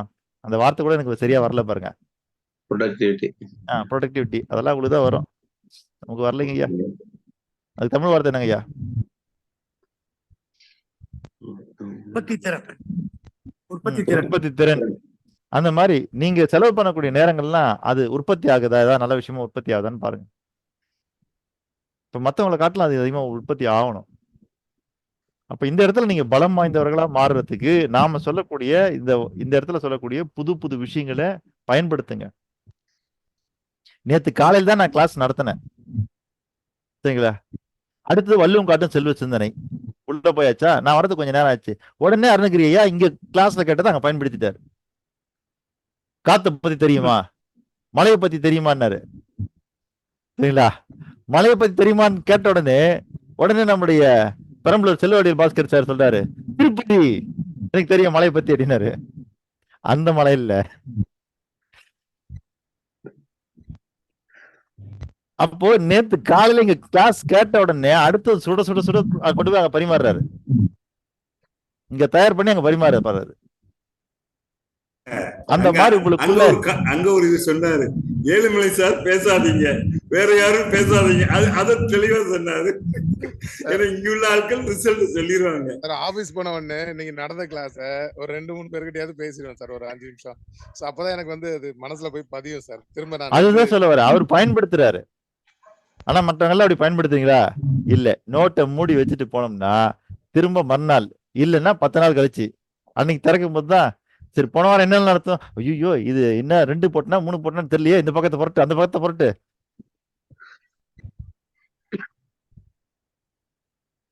சரிங்கய்யா, இன்னைக்கு 1 மணி நேரம் இப்படியே வீணா போயிடுச்சுன்னு ஃபீல் பண்றவங்க யாரா இருந்தா ஏதாவது எனக்கு நல்ல கருத்தா சொல்லுங்க ஐயா. அதாவது 40 இங்க இருக்கிறவங்களுக்கு வந்து ஒரு 40 வருஷத்துக்கு பேக் கொண்டு போன மாதிரி இருக்கு, 30 வருஷத்துக்கு பேக் கொண்டு போன மாதிரி இருக்கு. ஏன்னா ஸ்கூல்ல அப்படித்தான் செஞ்சிருக்கோம். பாடம் நடத்தும் போது எழுதுவோம், மறுநாள் கேட்டா திருப்பி அந்த நோட்டை பார்த்தா சொல்றோம், ஆனா சொல்ல முடியல. அப்படிதான் இருக்கிற இன்னும் அந்த மனோபாவம் கொஞ்சம் மாறலை. நீங்க சொன்ன மாதிரி இங்க பேசுறதை ஒண்ணு இந்த குரூப்ல பேசணும், இல்ல வேற இடத்துல பேசணும்னு சொல்றீங்க. அது பயிற்சி எடுத்துப்போம், பயிற்சி எடுத்துட்டா நல்லது. Correct sir. வணக்கம் சார். இடையில ஒரே ஒரு பதில் சொல்லிடுறேன் சார். சொல்லுங்கம்மா. சார் நம்ம ரிலேஷன் வந்திருந்தாங்க சார் சிங்கப்பூர்ல இருந்து. அவங்கள வழி அனுப்புறதுக்காக நேத்து போயிருந்தேனுங்க திருச்சி ஏர்போர்ட்டுக்கு. நான் சில வரிகள் அவங்கள்ட்ட பேசினேன். அவங்களுக்கு பாத்தீங்கன்னா எல்லாமே ரொம்ப புதுமையா இருந்ததுன்னு சொன்னாங்க. இந்த ஒவ்வொரு வார்த்தையிலும் பாத்தீங்கன்னா நான் வந்துடுறேன் சார், தயார் நிலையில இல்லைன்னா கூட நான் வந்துடுறேன் சார் வீடியோல. வாங்கம்மா. சிறப்பு. என்ன சொன்னாங்கன்னு கேட்டீங்கன்னா, நீங்க பேசுற ஒவ்வொரு வரியும் எங்களுக்கு புதுமையா இருக்கு, எங்க கத்துக்கிட்டீங்க இந்த வரியெல்லாம், நிறைய விஷயம் வச்சிருக்கீங்க அப்படின்னு சொல்லி சொன்னாங்க சார். அதாவது மனத்தை பத்தி ஒரு விஷயம் சொன்னாங்க சார். நான் அழகிய மனமே அன்பு மனம்னு சொன்னேன் சார். அப்போ அவங்களுக்கு அந்த வரி புதுமையா இருந்துச்சு. தூய்மை அப்படிங்கிறது இல்லம்மா, என்ன அமைதியா சொன்னீங்க என்ன சொன்னீங்க சார். ஏதோ ஒரு கேள்வி கேட்டதுக்கு பாத்தீங்கன்னா சார், அழகிய மனமே அன்பு மனம்னு சொன்னனுங்க. ஒரு வரியில எப்படி உங்களால இந்த பதில சொல்ல முடிஞ்சது அப்படி சொல்லி கேட்டாங்க சார். நீங்க பேசுற வரிகள் வித்தியாசமா இருக்குது. அப்ப நான் செல்வ சிந்தனை கிளாஸ பத்தி சொன்னேங்க சார் அவங்கள்ட்ட. அவங்க ஊருக்கு போயிட்டு எனக்கு பாய் சொல்றப்ப சொல்றாங்க, நீங்க சொன்ன வரிகளை மட்டும்தான் நான் எடுத்துட்டு போறேன் மலேசியாவுக்கு அப்படி சொல்லி சொன்னாங்க சார். அது எனக்கு ரொம்ப நன்றி. நேற்றைய நிகழ்ச்சியில உங்க பேருக்கு முன்னாடி வைப்ரேட் போனத நீங்க சொல்லல, ஆனா நிகழ்ச்சியில ஒரு 5-6 பேர் அதை புரிஞ்சிருந்தாங்க. இந்த 2 பேர் திருப்பி வந்து பேசினாங்க தெரியுமா நிகழ்ச்சியில. ஒரு நாள் அவங்க ஒரு நாள் ஒரு தடவை ஃபீட்பேக் கொடுத்தவங்க 2ஆம் மட்டும் வரவே மாட்டாங்க. ஆனா நேத்து அது மிராக்கல் நடந்துதா இல்லையா? அப்போ உங்களோட பேச்சுல வைப்ரேட் இருக்கு அப்படின்னு நீங்க சொல்லக்கூடாது, நாங்க சொல்லக்கூடாது, வெளியால சொல்லணும். அதுக்கு தான் நீங்க இப்போ கூட சொன்ன ஒரு வாய்ப்பு கிடைச்சா நீங்க போற மாதிரி என்ன இருக்கணும் அப்படின்னு சொன்னீங்க பாத்தீங்களா? நான் என்ன சொல்லணும்னா, நான் போனா அவ்வளவு வைப்ரேஷனோட பேசுவேனான்னு எனக்கு ஒரு தயக்கம் இருக்கும். அந்த இடத்துல நான் என்னன்னா ஒரு 60 பேர் இருக்கிற இடத்துல 70 பேர் இருக்கிற இடத்துல நீங்க போய்னா நிச்சயம் அதுல 50 பேராவது ஒரு வைப்ரேஷன் வருவான் அப்படி எண்ணத்துல சொன்னேன். அந்த எண்ணத்துல சொன்னா, ஆனா வாய்ப்பை நான் முதல்ல யூஸ் பண்ணுவேன், நான் தான் யூஸ் பண்ணுவேன். என் மனசு உனக்கு கொடுத்த வாய்ப்பை ஏன் அடுத்தவனுக்கு கொடுக்குன்னு தான் சொல்லணும். சில இடத்துல நீங்க சொன்னீங்கல்ல விதி விலக்கு அது மாதிரி இருக்கிற இடத்துல நான் அதை யூஸ் பண்றேன். அது எனக்கு ரொம்ப சந்தோஷம். நேற்று வந்து அது இல்ல அதான் அப்ப இங்க கொடுக்குற கண்டென்ட்ல நீங்க ஸ்ட்ராங் ஆகணும்னா நான் இப்ப கூட கவனிக்கிறது என்னதுங்களா, பல தடவை அந்த எண்ணை பயன்படுத்துறத மிஸ் பண்றீங்க. சரிங்களா, இப்ப கூட வேலுமதன் சார் வந்து நான் ஒரு விஷயம் சொல்லும்போது என்ன மிஸ் பண்ணாரு, அதை கரெக்ட் பண்ணி சொல்லும்போது நம்பரோட சொல்லிட்டாரு. அப்ப நம்ம இயல்பா வர்றது என்னன்னா அந்த எண் இல்லாம தான் நமக்கு அந்த வார்த்தை வருது. அதை நீங்க பயன்படுத்த நீங்க ஸ்ட்ராங் ஆக முடியும். எண்கள் பயன்படுத்தும் போது வரிசைப்படி கரெக்டா வந்துருது, மாற்றம் வராது. இது ஒரு பிளஸ் பாயிண்டா இருக்கு. இப்போ ஃபர்ஸ்ட் 1ஆம் நம்பர், இது 2ஆம் நம்பர் அப்படி நம்ம மனசுல ஏத்தும் போது ஆட்டோமேட்டிக்கா 1ன்னு அந்த அர்த்தம் வந்துடும், 2ன்னு அந்த அர்த்தம் வந்துடும். நீங்க சொல்றது அது கரெக்ட் தான். சரிங்களா, இப்போ நம்பிக்கையை பத்தி ஒரு புத்தகம் கேட்டோம், கேள்வி பதில் புத்தகம். அது தயாராயிட்டு இருக்குதா? ஆயிட்டு சார். சரி, எண்ணிக்கையை பத்தி ஒரு புத்தகம் சொல்லியிருந்தோம், தயாராயிட்டு இருக்குதா? ஐயா ஆயிட்டு டைப் ரைட்டிங் தான் எனக்கு சரியான ஆள் கிடைக்க மாட்டாங்க. இல்ல டைப் படிக்கிறதுக்கு முன்னாடி எனக்கு கொஞ்சம் அனுப்பிச்சிங்கன்னா நல்லா இருக்கும். என் தமிழ்ல உங்களுக்கு படிக்கிற அளவுக்கு இருக்காதுங்க ஐயா. சரி, ஓகே, நல்லது. அடுத்து இயற்கையை பத்தி புத்தகம் தேவையா? கேள்வி பதில் புத்தகம் இருந்தா நல்லதுதாங்க ஐயா. இருந்தா யாராவது தயார் பண்ணுங்க. ஒண்ணு. அடுத்து இந்த 10 நாள் முடிஞ்சோன்னா அடுத்த 10 நாள் நீங்க என்ன பண்ண போறீங்க? என்னுடைய கருத்து ஐயா, இந்த நம்ம அறிமுக வகுப்புக்கு அப்புறம் நடந்தது எல்லாத்தையும் ஒவ்வொரு நாளைக்கு ஒரு ஆள நீ அருள்கிரி சார் யாரோ சம்திங் படி சொன்னாங்க யாரோ, அந்த மாதிரி கோத்ரூ பண்ணா நல்லா இருக்குன்னு நினைக்கிறேங்க ஐயா. அதுல சொல்லும் போது சில கருத்துக்கள் சொல்லாத கருத்துக்கள் ஏதாவது இருந்தா நான் மிஸ் பண்ணிருப்பேன். நீங்க சொல்லிருப்பீங்க, ஒவ்வொரு பாயிண்ட் ஆஃப் வியூல ஒருத்தர் எழுதியிருப்பாங்க. அந்த பாயிண்ட் திருப்பி நம்ம வந்து ரீகேப் பண்ணிக்கிட்டே வந்தா நீங்க சொல்ற மாதிரி திரும்ப அப்பதான் யூசேஜே வரும். இல்லைன்னா நம்ம நீங்க சொன்ன மாதிரி ஓகே சிலர் யூஸ் பண்றாங்க, நம்ம எல்லாரையும் சொல்ல முடியாது. நான் அதான் நான் படிக்கிறேன், அப்பப்போ பாக்குறேன், அப்பப்போ முடி வச்சுட்டு போயிடுறேன். ஸோ இந்த மாதிரி ஒரு அஜெண்டா வரும்போது நான் ஃபோர்ஸ்ஃபுல்லா அதை பார்க்கணும்னு தோணும், பார்க்க வைக்கும். அப்படி பண்ணா நல்லா இருக்குன்னு நினைக்கிறேன் ஐயா. இது எங்க சிறப்பு. நீங்க அதெல்லாம் பண்ண நான் உங்களுக்கு ஒரு ஹோம்ஒர்க் மாதிரி ஒரு ஒர்க் கொடுக்க போறேன் அடுத்த 10 நாளைக்கு. சூப்பருங்க ஐயா, கொடுங்க. சரிங்களா, என்ன ஒர்க்குன்னா இந்த 5 to 6 நீங்க எல்லாம் உள்ள வரீங்க, இதுல கலந்துக்கிட்டீங்க அப்படின்னா நீங்கள் உருவாக்க வேண்டியது அடுத்த 10 நாள்ல உருவாக்க வேண்டியது நல்ல பழக்கங்கள் எத்தனை இருக்குது இந்த உலகத்துல, கெட்ட பழக்கங்கள் எத்தனை இருக்குது. சரிங்களா, இந்த பட்டியலை மட்டும் தயார் பண்ண போறீங்க. சரிங்களா, நீங்கள் உருவாக்குற அந்த நல்ல பழக்கத்தினுடைய பட்டியலில் எத்தனை நல்ல பழக்கம் வருது, எத்தனை கெட்ட பழக்கம் வருது நான் பார்க்க போறேன். அந்த 10 நாள்ல உங்களால எவ்வளவு மேக்சிமம் டிஸ்கஸ் பண்ணி இதெல்லாம் நல்ல பழக்கம் இதெல்லாம் கெட்ட பழக்கம்னு உருவாக்குறீங்களோ அந்த நம்பர்ஸ்ல அது எவ்வளவு தூரம் முடியுதுன்னு பாக்குறேன் நான். 500 நல்ல பழக்கம் கொண்டு வரீங்களா, 1000 நல்ல பழக்கம் கொண்டு வரீங்களா, 2000 நல்ல பழக்கம் கொண்டு வரீங்களா அப்படின்னு. ஏன்னா இங்க நான் என்ன பேசினாலும், என்ன கருத்து கொடுத்தாலும், என்ன நல்ல விஷயங்கள் கொடுத்தாலும் உங்க வாழ்க்கையா அது எப்ப தெரியுங்களா மாறும்? எது உங்களுக்கு பழக்கமாக மாறுகிறதோ அதான் உங்க வாழ்க்கையா மாறும். சரிங்களா, அப்போ உங்க வாழ்க்கையாக மாறக்கூடிய, உங்க வாழ்க்கையில சக்சஸ் தரக்கூடிய எத்தனை நல்ல பழக்கம் உங்ககிட்ட இருக்குது அப்படின்னு தெரிஞ்சுக்கிறதுக்கு முன்னாடி நமக்கு இந்த உலகத்துல மொத்தமா இருக்கிற நல்ல பழக்கம் எத்தனை, கெட்ட பழக்கம் எத்தனை, இது நீங்க உட்காந்து சிந்திக்கணும்னு அவசியம் இல்லை. நீங்க யூடியூப்ல தேடுங்க, கூகுள்ல தேடுங்க, எல்லாத்தையும் தேடி அடுத்த 10 நாள்ல நம்ம கிட்ட என்ன கம்ப்ளீட்டா ஒரு பெரிய பட்டியல் தயாராயிடணும். என்ன இதெல்லாம் நல்ல பழக்கம், இதெல்லாம் கெட்ட பழக்கம். புரியுதுங்களா? ஓகே. அப்போ அடுத்த 10 நாள் உங்களுக்கான டியூட்டிஸ் இதுதான்.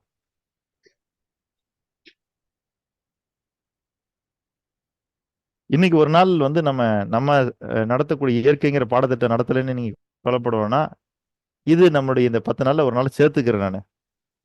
சரிங்களா, நம்ம வகுப்பு 20ஆம் தேதியோட முடியணும். சரிங்களா, இந்த ஒரு நாள் இன்னைக்கு எல்லாமே அறிவுரை கொடுக்கறதுல போனதுனால 21 நாளா நம்ம இன்னைக்கு மாத்திக்குவோம். 21ஆம் தேதி வரைக்கும் நம்ம கிளாஸ். ஓகேவா? சரி, புரிஞ்சுங்களா? ஓகேங்க ஐயா. இது வரைக்கும் இந்த 7 நாள் நடத்தப்பட்டதுல உங்ககிட்ட ஏதாவது மேஜரான கேள்விகள் இருக்குதா? இல்ல இன்னைக்கு சொல்லக்கூடிய ஆலோசனைகளையோ அறிவுரைகளையோ உங்களுக்கு கேள்விகள் ஏதாவது இருக்குதா? இருந்தா கேளுங்க.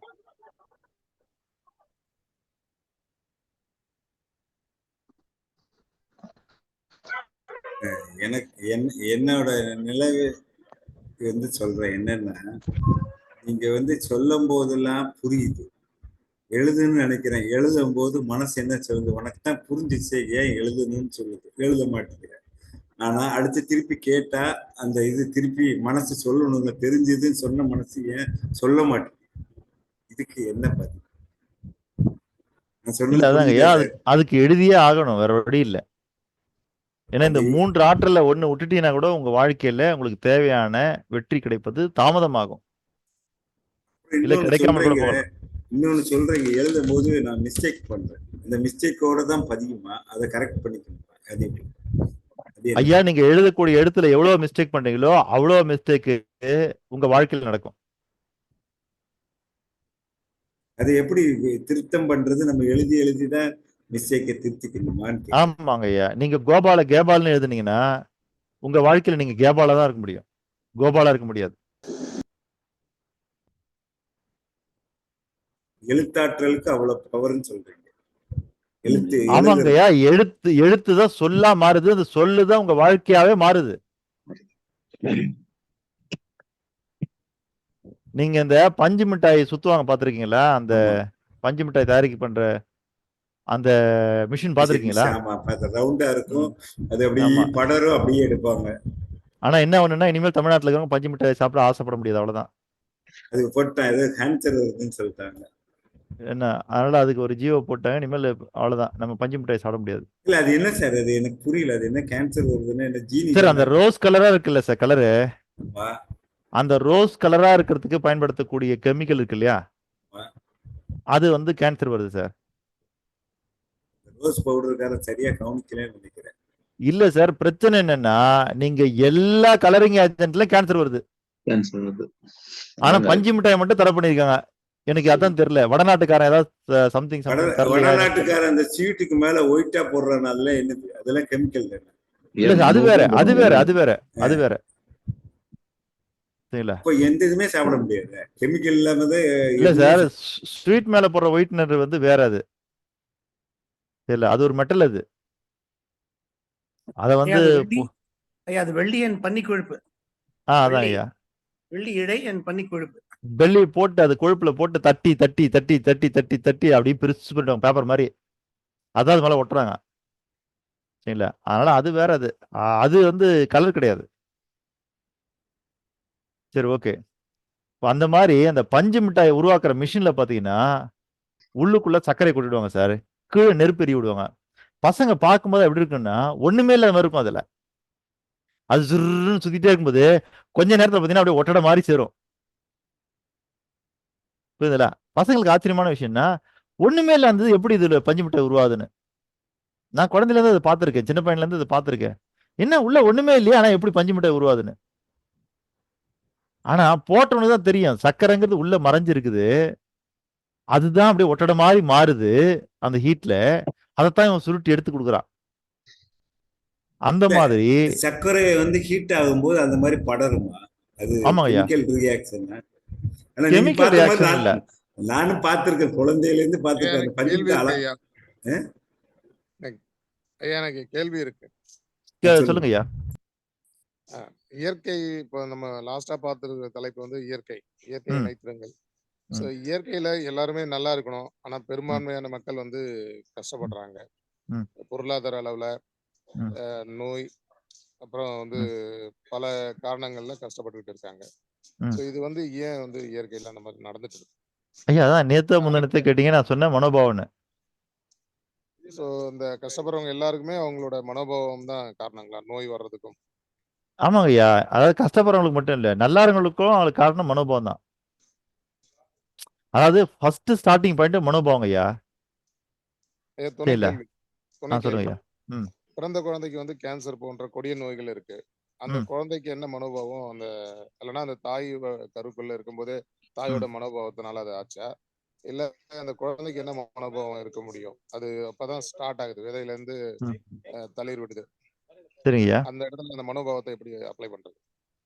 அதாவது நீங்க ஒரு வாசகம் கேள்விப்பட்டிருப்பீங்க, சில சிவன் சொத்து குலநாசம்னு.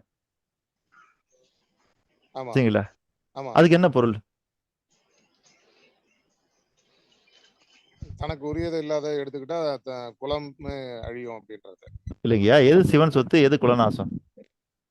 நம்ம செய்யற செயலை இன்ஹெரிட் அது அப்படியே தொடர்ந்து இருக்கிறத நான் இருக்கிற வரலையும் அனுபவிச்சிருவேன். மிச்சம் இருக்கிறது அப்படியே இருந்து என் குழந்தைகளுக்கோ, என்னுடைய சந்ததிகளுக்கோ, என்னுடைய நண்பர்களுக்கோ, என்னுடைய ஊருக்கோ, என்னுடைய உலகத்துக்கோ அப்படியே அது இன்ஹெரிட் ஆகும். நான் பாக்குறதெல்லாம் சிவன் சொத்து குலநாசம்னு சிவன் கோயில வான விபூதிய அங்கே கொட்டிட்டு வராங்க. அது இல்ல அது. அப்ப எது சிவன் சொத்து, எது குலநாசம்? நல்லவை கெட்டவை எல்லாமே குலநாசம் தான். ஒண்ணு நல்லதா விளையும், இல்லைன்னா ஒண்ணு கெட்டதா விளையும். ஒரு செயலுக்கு விளைவு, ஒரு செயலுக்கு விளைவு. ஏழுமலையா சொல்லுங்கய்யா. நாங்க என்ன சொல்றோம்னாக்கா, சிவனை தலைவனாக தெய்வமாக ஏற்றுக்கொண்டால் அவனுக்கு மறுபிறவி இல்லை. ஆனால் சிவன் அப்போ அந்த குலம் அது வந்து முற்றிலும் மறைந்து போகுங்கிறதுனாலதான் அது குலநாசம்னு சொன்னாங்க. இல்லையா, சிவன் சொத்து குலநாசம்னு சொல்ற இந்த வார்த்தைக்கான பொருள் என்ன? சிவன் சொத்து இல்ல, சிவனை ஒத்துக்கொண்டால் பொருள், சிவனை ஏற்றுக்கொண்டால் பொருள். சிவன் சொத்து ஆகிட்டாங்க அந்த நடைமுறையில. சிவனை ஒப்புக்கொண்டால், சிவனை ஒத்துக்கொண்டால்ங்கிற வாசகம் சிவன் சொத்து ஆகி போச்சு. சிவனை தலைவனாக இறைவனாக என்னோட புரிதல் சின்ன வயசுல வந்து நாங்க இருங்க அருணகிரியா, நான் சொல்லி முடிச்சிருது. உங்களுடைய கேள்விக்கான பதில் தான் இதுல இருக்குது. சிவன் எங்க இருப்பாரு? அவர் என்ன கடவுள்? அழிக்கும் கடவுள். அப்போ சிவன் நம்ம கிட்ட இருந்து என்ன அழிக்கிறார்? ஆணவத்தை, அகந்தையை. அதெல்லாம் நீங்க உயிரோடு இருக்கும்போது அழிச்சிடறாரு. இப்ப கடைசியா அவர் என்ன அழிக்கிறாரு? முக்தி பேர் தருவார், பிறவியை அழிப்பார். பாவம் புண்ணியத்தை அழிக்கிறத. முக்தி பேர் தருவார், பிறவியை அழிப்பார். இல்லைங்கயா, கடைசியா அவர் எங்க இருப்பாரு? நம்ம பாத்துருக்கோம்ல, இடுகாட்டில் இருக்கிறார். ஓகேங்களா? அப்போ நாம என்ன நினைச்சுக்கிறோம்னா, அந்த கோயில் இருக்கிற லேண்டு சரிங்களா, அவருடைய பேர்ல இருக்கிற சொத்து, தங்கம், ஆபரணம், இதெல்லாம் சிவன் சொத்து நினைக்கிறோம். அதெல்லாம் இல்லை சரிங்களா. உங்களுடைய ஊன் உடம்பு சிவனுடைய சொத்து. இந்த உடல் சிவன் சொத்து. என்ன காரணம்னா, இந்த உலகத்துல சிவன் எங்க இருக்க முடியும்னா இந்த உடலுக்குள்ளதான் நிக்க முடியும். ஏன் நீங்க கடைக்கு போயிட்டீங்க, எண்ணெய் வாங்கணும், எண்ணெய் இருந்தாதான் பலகாரம் எல்லாம் செய்ய முடியும். எண்ணெய் இருந்தாதான் பலகாரம் எல்லாம் செய்ய முடியும். ஆனா பாத்திரம் எல்லாம் போய் எண்ணெய் வாங்கிட்டு வர முடியுமா? அப்ப அதை தாங்கிறதுக்கு ஒரு பாத்திரம் வேணும்ல, எண்ணெய் தாங்கிறதுக்கு. அதை கொண்டு போனாதான் நீங்க எண்ணெய் வாங்கிட்டு வர முடியும். ஆனா இந்த பாத்திரம் பலகாரத்தெல்லாம் சுடாது. ஆனால் பலகாரத்தை சுடக்கூடிய என்ன பண்ணும்? எண்ணெயை தாங்கி நிற்கும் அது. அதே மாதிரி நம்முடைய உடம்புனால நமக்கு எதுவும் பெருசா புண்ணியங்களோ பேரு புகழோ கிடைச்சிடாது. ஆனா அது தாங்கி நிற்கிறது சீவன் இருக்கு பாருங்க, அந்த சீவன் தான் சிவலிங்கம். சரிங்களா? அப்படின்றதுதான் நம்முடைய ஆன்மீகம் சொல்கிறது. அப்போ சிவன் சொத்து எதுன்னு கேட்டீங்கன்னா, இந்த ஆன்மா என்று ஜீவன் தங்கக்கூடிய இந்த உடம்பு தான் அவனுடைய சொத்து. அப்போ எவன் ஒருவன் சிறு வயதிலேயே இந்த உடம்பினுடைய சக்தி எல்லாம் விரயம் பண்றானோ, வீணடிக்கிறானோ, கெட்ட பழக்கங்கள்ல இந்த உடம்ப எடுத்துக்கிறானோ, புகைப்பிடிக்கிறான், தம் அடிக்கிறான், பல கெட்ட பழக்கங்கள் ஆள்படுத்துறான்னு வச்சுங்க, அவனுக்கு திருமணத்திற்கு பிறகு அவனுடைய விந்திலிருந்து உருவாக்கக்கூடிய அடுத்த குலம் இருக்கு பாருங்க, அங்க எல்லா ஹெல்த் இஷ்யூம் இருக்கும், எல்லா பிரச்சனையும் உருவாகும். அங்க ஒரு ஆரோக்கியமான உடம்பை உருவாக்க முடியாது. அருணகிரி ஐயா புரியுதுங்களா? Okay sir, okay. அப்ப இந்த இடத்துல என்ன நடக்குதுன்னா, ஒருத்தன் இளமையா இருக்கும் பொழுது அவனுடைய உடலை நாசம் செய்து கொண்டால், கெட்ட பழக்கங்கள்லாம் அடிமையாக்கிட்டா, இதெல்லாம் போய் அவனுடைய செல்லுல ஸ்டோர் ஆகி அது அப்படியே கடத்தப்பட்டு அடுத்து குழந்தை பிறக்கும் போது அதுகிட்ட எல்லா சிக்கலும் வந்துடும். இன்னைக்கு என்ன ஆகுது? இன்னைக்கு வந்து நம்ம சாப்பிடக்கூடிய உணவு பழக்கங்கள்ல இருக்கிற கெட்ட பழக்கம், வாழ்க்கை முறையில இருக்கிற கெட்ட பழக்கம், தொழில் முறையில இருக்கிற கெட்ட பழக்கம், இதெல்லாம் சேர்ந்து இன்னைக்கு பல பேரு சரில என்ன பண்ணா கருத்தரித்தல் மையத்தை நோக்கி ஏறி இறங்கிட்டு இருக்காங்க. ஏன்னா குலம் நாசம் ஆயிடுச்சு, கருவே உருவாகல.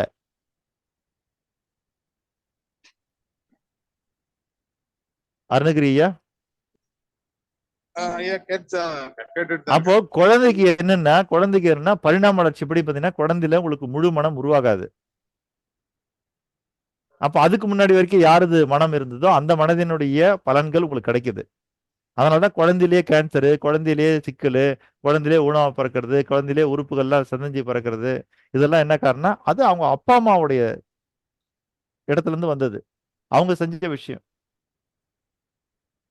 ஆகவே எந்த ஒரு பெண்ணாகட்டும் எந்த ஒரு ஆணாகட்டும் திருமணத்திற்கு முன்பாக அவருடைய விந்துவும் கருவும் பலமாக இருந்தால் அடுத்த ஜெனரேஷன் பலமா இருக்கும் சார். புரியுதுல்ல? நீங்க பெருமா கோயில்ல போனீங்கன்னா பட்டையா போட்டு வச்சிருக்காங்க, என்னது நினைக்கிறீங்க? என்ன பட்டம் போட்டிருக்காங்க பெருமா கோயில்ல? செங்காவி நிறம் வெண்மை நிறம். அதுக்கு என்ன பொருள்? சுக்லம் சுரோ விந்துவோட அமைப்பும் சுக்லமும் சுரோதிதமும். ஆமாங்க ஐயா, அவ்வளவுதான். வெண்மையா இருப்பது உயிரணு, சிகப்பா இருக்கிறது கரு. புரியுதுங்களா?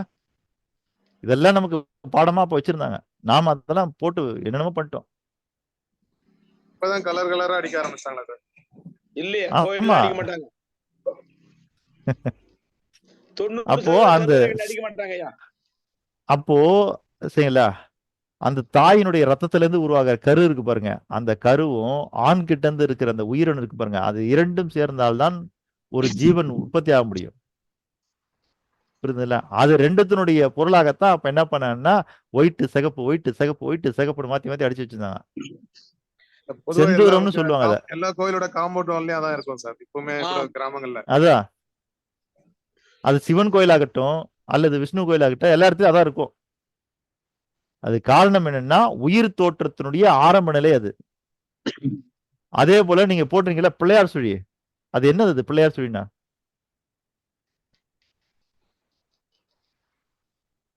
யாராவது சொல்ல முடியுமா? பிள்ளையார் சுழி ஆரம்பம் இல்லைங்க, ஊ மாதிரி ஒண்ணு போட்டு அப்படியே இப்படி சுழிச்சு அப்படி இழுத்துறாங்களே, அது பேர் தான் பிள்ளையார் சுழின்னு. ஊ போட்டு 3 பட்டை போட்டு நடுவுல ஒரு புள்ளி. அது நம்ம பட்டையில நாம எக்ஸ்ட்ரா போட்டுக்கிட்டோம், அதுக்கு அந்த ஊ போட்டு ஊ மாதிரி இழுக்கிறதுக்கு என்ன சார் பேரு? அது எப்படி அது பிள்ளையார் சுழியா மாறுச்சு?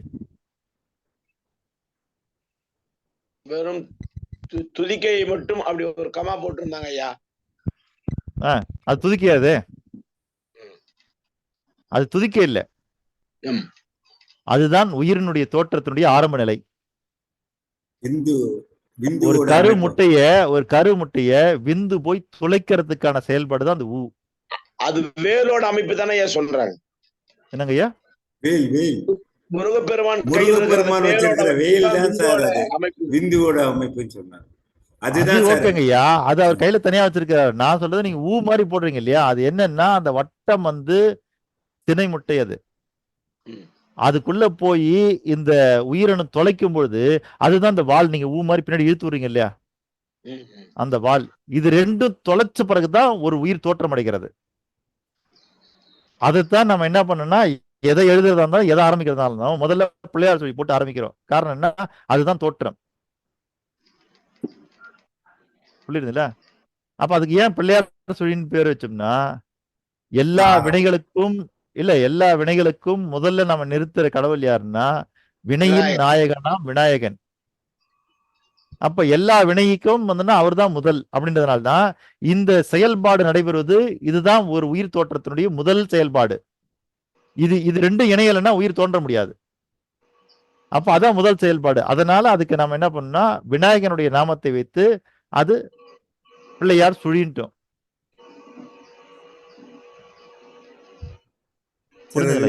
மேல உள்ளது கருமுட்டை, வால் வந்து என்ன சார்?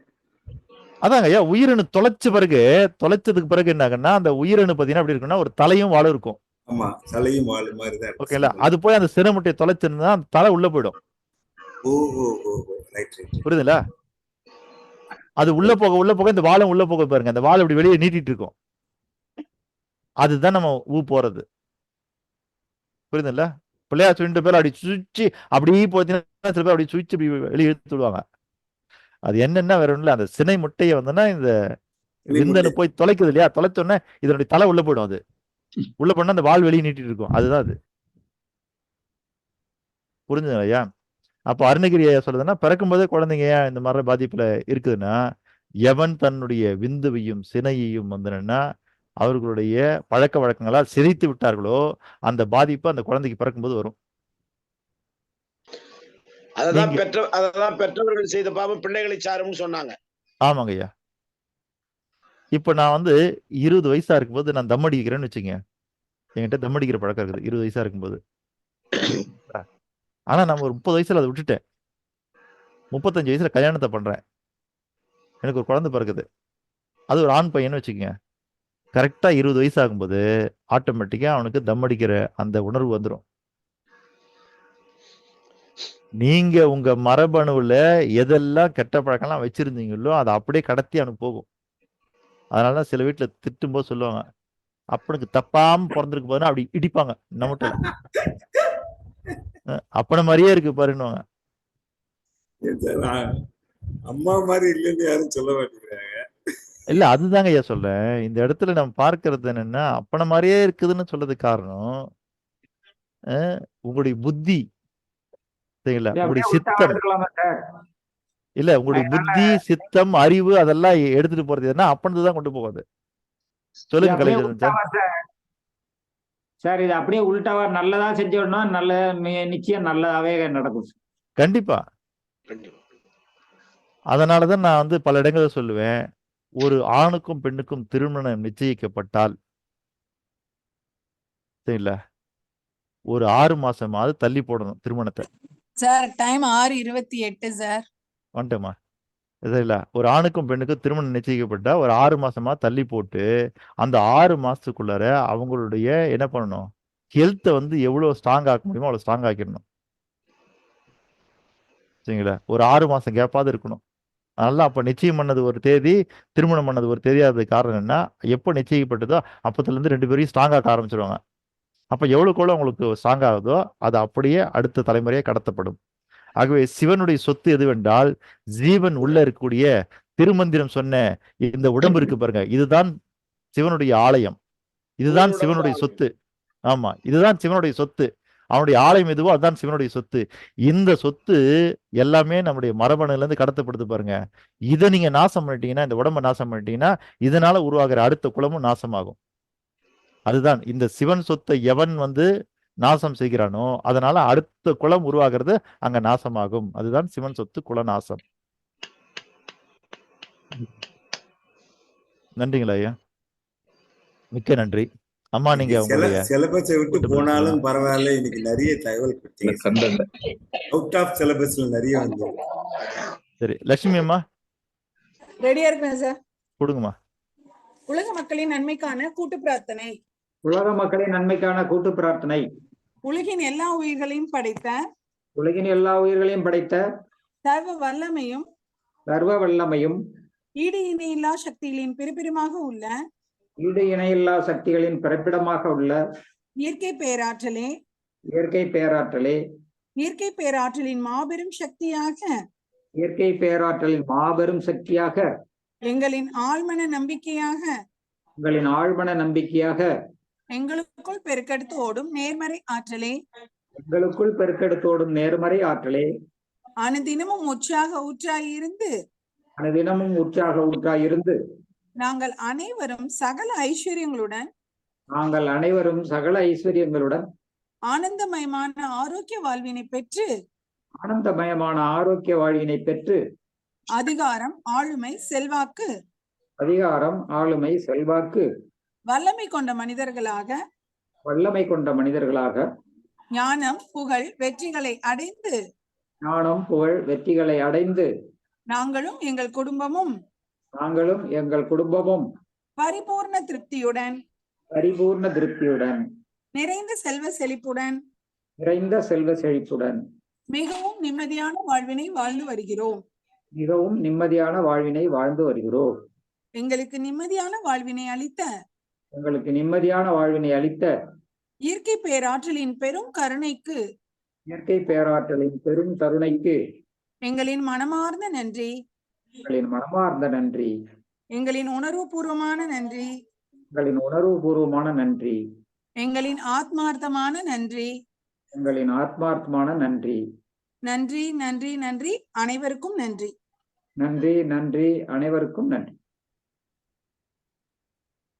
மீண்டும் நாளை காலை 5 மணிக்கு சந்திப்போம் என்று கூறிக்கொண்டு உங்களிடமிருந்து விடைபெறுகிறேன். நன்றி, வணக்கம்.